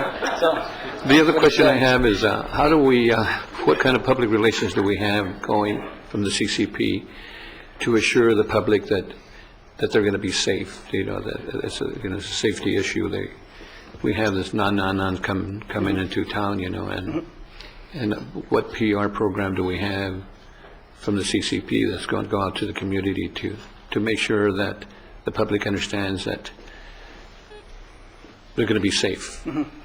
Well, I think the misperception with this population is just the CDCR is opening their doors and pushing all these inmates out early that should not be coming back in our communities. The reality is these are offenders who were scheduled to come back into Ventura County on parole. And the shift of that responsibility is now on the locals to manage that responsibility. So these are folks who are scheduled to come out anyway. So I think that's important for everybody to know that we're not receiving 350 people immediately throughout the door. I think that, Mark, that message is extremely important, that the public understand that they would have been here regardless. But now we're shifting the responsibility from the state to the county. And I think it's also good to know that the justice partners here and the CCP, we're committed to working together. And there's been some really good conversations, and we understand that cuts to education or cuts to social services, cuts to behavioral health really affect all of us. And we need to work together as a system. And the better that we communicate and collaborate, I think the citizens of Ventura County are going to benefit from it. And this is nothing different than what we did in terms of juvenile reform 10 years back through Juvenile Justice Crime Prevention Act. You know, implementing a lot of community-based programs, and we're seeing the benefits of it now. We have an all-time low population over at our juvenile facilities. We've put together some really good, effective programs. We're hoping to replicate some of those approaches with adults. One last thing that I'd like to share. I'm really happy that we have the great partnership here in Ventura County with the sheriff, with the cities. I see Oxnard, I see Ventura, and I see quite a few of the other Simi Valley and the cities, agencies working together to solve this problem. Thank you, Mark. Mr. Powers? No, just to your point, Supervisor, about the public confidence. Having watched this group put this plan together, I think the public would take a lot of solace in seeing how well it's come together, the strength of the leadership, the collaboration, how committed they are and how good they are at what they do. So the public is very reassuring. Yeah. Thank you. Thank you. Supervisor Foy, then Supervisor Long. Mark, appreciate your leadership in making this happen. Doing this comprehensive plan, I know you meet with a lot of your counterparts around the state. What have they done? Anything different? Is this kind of we're all in the same boat here together in a plan, or what? Well, the purpose of the legislation is really to set a model, and the push was for every jurisdiction to come up with a plan that made sense for their particular county. Our issues here in Ventura County are going to be a lot different than Santa Cruz, and they're going to be a lot different than Yuba County. So it's some of the principles we've shared as an association, some of the things that have worked in certain jurisdictions, we've taken bits and pieces and have talked about some of these approaches. I'm sure they've done it, the State Sheriff's Association, CSAC, all the associations have talked about different things that are occurring in different jurisdictions. And then what I'd like to think is we took bits and pieces of things that we think would work here in Ventura County and pieced a plan together. You know, we don't know how this is going to work. So it's going to be a little bit evolution of how this is all going to go as we kind of go. We just, yeah, okay. In 6 months, I'd love to come, and I'll have at least a good idea of how it's going for the first 6 months, but I think all of us have been preparing for this. We knew it was coming, and I think we're all trying to quickly get all of our resources in line to deal with this population, because it's going to start coming to us October 1st. All right, great, okay, thanks. Supervisor Long and Supervisor Bennett. Thank you. First, thank you for your leadership, Mark. You stepped forward, and I think that the CCP makeup allowed all of the team and the leadership that we have throughout this county to sit around the table and put the best minds to work on how to get this rolling.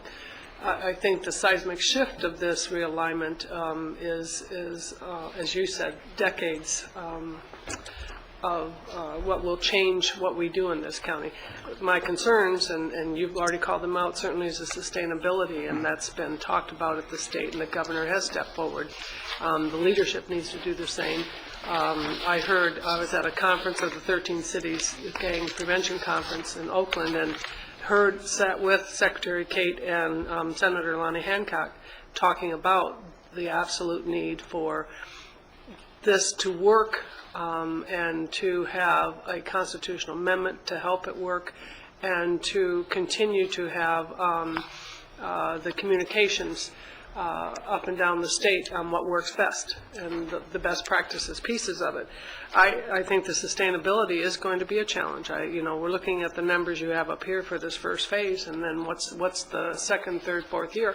Seen some projections, but the success of what we do in building the capacity of the community-based organizations, which behavioral health is in there with our alcohol and drug substance abuse and the other programs, but the community-based organizations, we have to build both capacity and pardon me, and I think the strength to provide those services, because that is what the shift is about. So I appreciate certainly the acknowledgement and engagement of the CCP and others to recognize that. You called out early, I think there's no question, as we heard from our public defender earlier with the housing component piece of this, how do we make that work when we know we have challenges with our homeless population already? And I guess I would say the message to the community is, yes, to assure them that we're on top of this, and to say that these folks would be coming to us anyway, maybe not in groups as they will be now, but also to say it's not going to be perfect. There will be cases that will probably be on that front page, and we'll just have to weather our way through that and continue to do the SWOT analysis of what we're doing in this realignment piece. CSAC is very engaged, as you know, and all of the state associations, but we knew coming at us it was underfunded. We know projected out unless we take some steps at the state level to guarantee the sustainability. It's just going to continue to put pressures on us locally. I appreciate that the police chiefs have sat at the table and are engaged with us on this too. Obviously, we're a small county that just became smaller because we're going to be talking to one another faster and closer as this thing rolls out, and we have the experiences with it. So, good work. Supervisor Bennett. Thank you. Good comments. A few quick things. One, you talked about these people. We do want to get the message out. These people are all would be coming. The difference is just the speed or the rate at which they're coming at. Right. In terms of getting them as was referred to. But I want to thank you for your leadership, and also thank there are multiple departments involved, Sheriff's Department, the communities, the police departments, and multiple departments involved. And as Supervisor Long pointed out, it won't be perfect, and the real challenge for us is to hang together and keep that teamwork going while we work out the problems and not have that start to become divisive. So that's a challenge that I offer to you and to all of the other departments that are here in terms of stepping forward, because that's how the community is going to be best served by this. So it's a remarkable county that we have in terms of collaboration in so many areas, emergency preparedness and everything else. I think it's going to be great to be able to, a few years from now, have people say, there's Ventura County again, a model in terms of collaborating and not having lots of divisiveness and behind-the-scenes rancor between departments and stuff. So I look forward to the next report that you're going to bring to us. We've got a follow-up report, which is all the actual implementation. I look forward to that. This is very important, and we really do want to get it right. And you men and women in the leadership position have a huge responsibility on this one to our community. So keep us posted. Thank you very much. I think one of the problems that I see, probably the number one problem that I see, is that you do have a high recidivism rate. Last I checked, it was something like 70%. And what that means is people are going to be committing crimes in the community. They're going to come out of jail, and they're going to commit crimes, and they're going to end up back in jail, and that's what recidivism is. So with the release of more people from prison to our communities, crime is going to go up if we have, the kind of recidivism rates that we have. And so there are programs we have heard and seen that are effective in reducing it from 70% down into the 20s, for example. And to me, that has to be our emphasis. And I just know, from example, the Behavioral Health Department work that they have done with the mentally ill who are in jail to reduce recidivism. And I wonder if you can talk a little bit about those programs. And I also know Sheriff Dean is here to talk about that, because we're going to get hit. Mm-hmm. No, and that's correct. This population has a near 70% recidivism rate, and it's the recycling through the system is quite significant with this population. We believe that with the communication and the working and the teamwork together, we can put a big dent in that. And it could be. You talked about the release planning with the mentally ill offenders coming out of the jail. We'd like to do that, except with all offenders coming out of jail. We know that people will come onto probation caseloads after they get released from long periods of time in custody, and we really want to look at that transition piece as not a time when somebody walks out through the door and that equals transition, but transition being a process. We know they're going to be in our jails for long periods of time. There's nothing that says that we can't have a presence in jail, make the linkages, and do the assessments prior to release to have everything in place. Something as simple as that will enhance an offender's opportunities for success. Just having things in place. Something as easy as making sure that you have some initial transportation to and from appointments.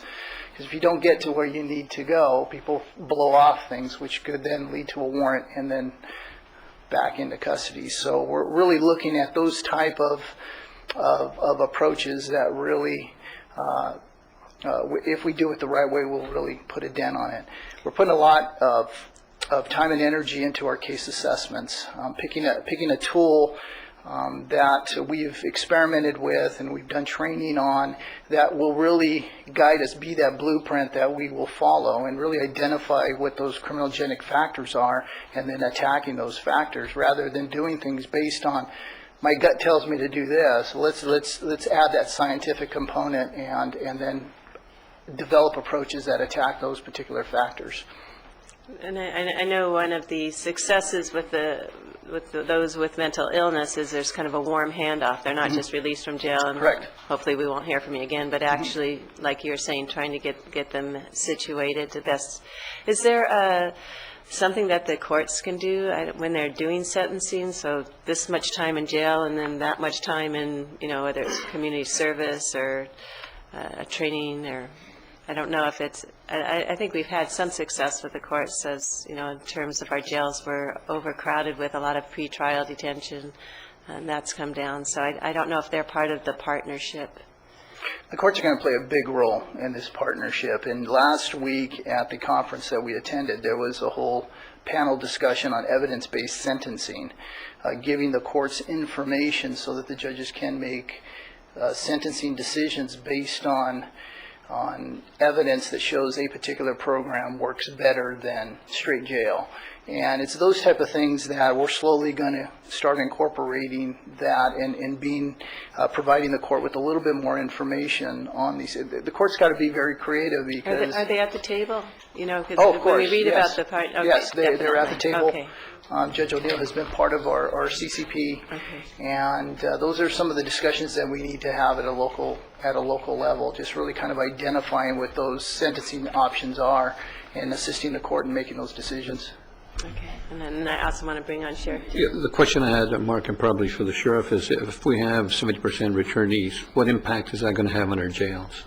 Maybe the sheriff might want to share that information with us. You know, it's... Afternoon. Just two things I want to clarify. Number one, for the sense of our citizens out there, we have about 1,900 parolees in the county right now. We're still going to have 1,900 parolees. They're not coming out any more quickly than they've been coming out forever. So the only thing that's changing is Mark now has responsibility for going to be virtually 50% of those people. Now, if you look at the success the state has had, Mark's going to do better. We're going to do better in this county because we work together. You're going to reduce that down to 50%. Well, whatever, we're going to do better. I know we're going to do better because of the partnership we have and the innovation and the willingness to take risk and try different things. But the public needs to be aware it's no different now. We may end up with some more parolees down the road, depending on how the court does sentencing. In 3 years, I'm going to be overcrowded. So I won't be able to hold people in custody. We'll be doing more electronic monitoring. Things may change, but for right now, the only thing that's happening is we're just taking 50% of the state's responsibility, and hopefully they're going to continue to pay us for that, or else they've pulled off quite a trick. And Sheriff, that's what the public needs to know, that we're not. It's just. It's kind of the same thing, and now you have local officials that know the communities in care. You've got Oxnard PD and Ventura PD and Simi PD and local probation that live in the communities, are a part of the communities, and care about what really happens here locally. And that's one of the reasons I think we're going to be so successful. That's important, I think. And we will, and Mark mentioned electronic monitoring for us. We need board approval for that, so you'll be seeing a board letter from us the next several weeks to approve that program. Thank you for that clarification. Thank you, Sheriff. Supervisor Lyon? I think one of the things the state in this program is with that, as prisoners or folks are coming back to us, you're getting that profile on them in advance, so you can build that case management piece. The other piece I think we need to, and as you work on this next phase, is to look at all of the different funding sources that are in the county related to either it's gang intervention or CBDG or other grants, and see how to leverage those and link them perhaps better with this population.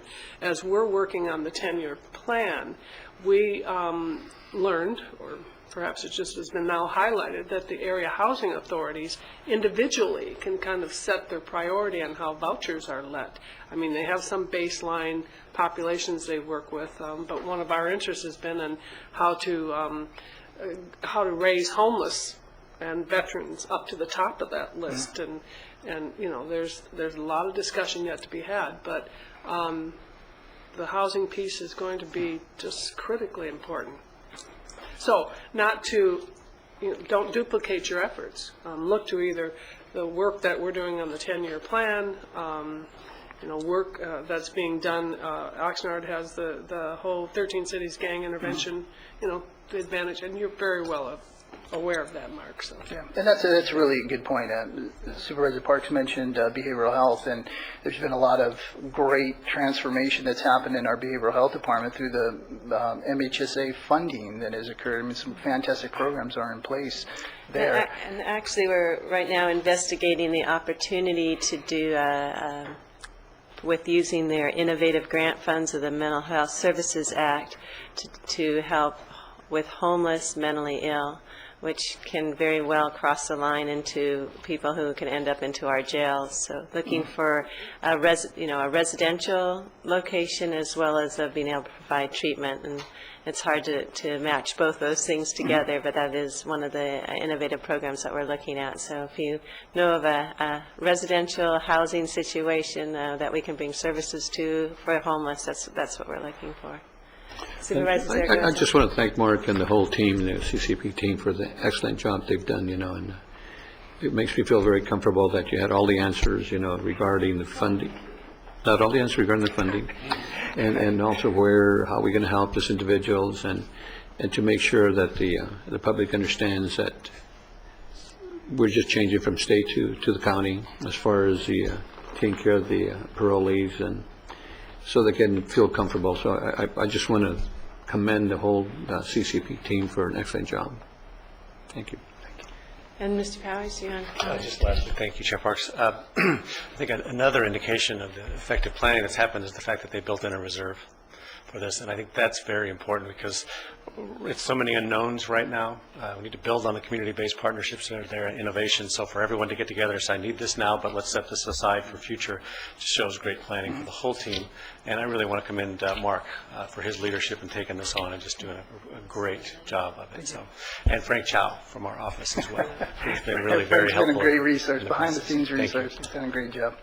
Supervisor Long? Just one last thing. I think, thank you, Mr. CEO. I think one of those unknowns, and perhaps you've all had that discussion, it's not identified in this phase, perhaps in the next, is going to be the impact to our healthcare system, too. Small numbers, perhaps, but some perhaps may be folks coming back, and I heard this at the conference with major significant health concerns, HIV, TB, other things. So to be able to plug in that case management profile, what those needs are and what the cost and expense are. Yes, Supervisor, to that point, I think that's something that the sheriff is definitely looking at. That's going to impact his healthcare costs that he's going to have to look at. The Healthcare Agency and Behavioral Health is looking at that. But another thing that we're going to do is work very aggressively to get folks connected to Medi-Cal, and also the low-income health plan that your board just approved is going to help maybe offset some of those funds. So everybody working together to save resources for other things we can need them for. One last point, too, is I think the outcomes on this is going to be very important. So emphasizing the data gathering is really meaningful because as we've seen, as we go forward, the funding is going to follow effective programs, I think. So that outcome measurement is really key. Yeah, and then that's something I didn't mention a little earlier. We have set aside some funds to take a look at that IT component and the tracking. We have an integrated justice system in Besiegis, and maybe there's something that we could tap into and add to track these particular offenders. I think it's very important. Thank you for the report. Thank you for your good work. Thank you to all the team players. And I know that, I think as the sheriff said, we're definitely going to end up in a better situation in terms of management than what the state has been doing. So we have a motion by Supervisor Long and a second from Supervisor Zaragoza. Thank you, Mark. Thank you, and that passes unanimously. Thank you. And that gets us back to our regular agenda, and we can go to item 41. This is a policy matter from Supervisor Bennett. Thank you very much. I'd like to recommend that we appoint Scott Deerdorf to the Ag Policy Advisory Committee.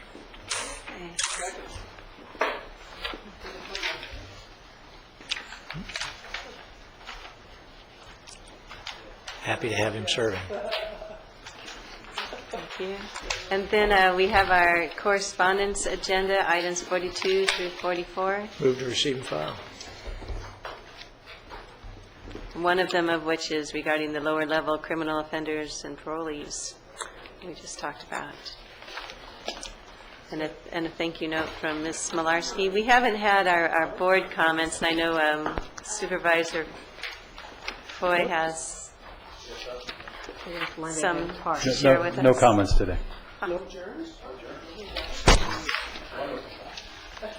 Okay, you didn't take in your consent agenda, the addendum consent agenda item 46? Oh, because we didn't have the staff for it? Right, well, is that right? I thought we did include it all with that consent agenda item. So just if you just make us So The statement. we need a motion for which item then? Item 46, but you can just state that you did want to mean that you included that in the consent agenda. Yes, we did. Okay, great. Oh, I Perfect. see. I That's all see. you need to do. Thank you. And do you want us to vote to, okay, we making that statement then. Supervisor Long, did you have some board comments? I do, thank you. Since we just finished the realignment and the work with that task force, that group, the CCP, I did participate in the California Cities Gang Prevention Network Conference last week. I just went up for one day on Monday, up and back in Oakland. This has been a group that has been meeting for about 5 years now, and it really has brought some funds to our local community, specifically to Oxnard. We've been a part of this group and working at gang intervention, prevention and suppression, but with a focus on that intervention piece and the good work that is really going on in Oxnard. I just wanted you to know that, let me provide this to you. This was provided at the conference. This is the National League of Cities and the coalition that works on this nationwide. The 13 cities is just state focus with the National League of Cities and the Gang Prevention Network. The panel I sat on was the one I mentioned with Secretary Kate and Lonnie Hancock and the Senator, and talking about the success of the programs with the 13 cities. The work yet to be done, but at the end of the day, there's still a strong commitment that we need to continue to focus on the gangs, the youth, because as we're now dealing with the adult population, we want to keep this group from becoming that adult population. And it has been quantified and successful, and we're seeing progress in it. And I thought that this piece that was produced is a section in here just on Oxnard and the work that's been done. So, and I know tonight the mayor is going to make a report out to the council on the city's continuing work in this effort. So. And I want to thank, Supervisor Long for attending that too, and I understand, yes, that the mayor is going to make a report to the Oxnard City Council regarding that. Yes. The progress on that is working out great for Oxnard. Yes. Thank you, Supervisor. You bet. And I also would like to report on out on the Ventura County Red Cross. They had a volunteer recognition event that I attended last week, and Red Cross has gone through a year of reorganizing the region of Red Cross and the work and the focus and delivery.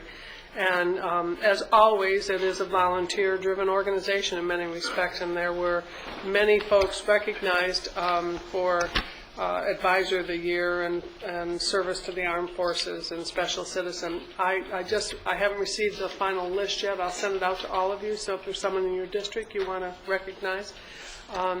But it's always interesting, fun to hear the service pins that are awarded. There actually was a pin awarded that last week for someone who has served with the Red Cross as a volunteer for 50 years, and 40 years, and 25 years. Just incredible commitment from average day citizens. And Mike was there for that evening. It really was very nice. 10th Annual Ventura County Housing Conference took place last Wednesday. Had a very good turnout on it. It was focused on the housing, what's been built, what hasn't, what some of the issues still are.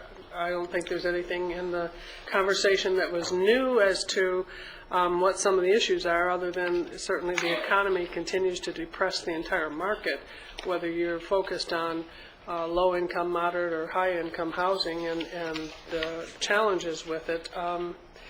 The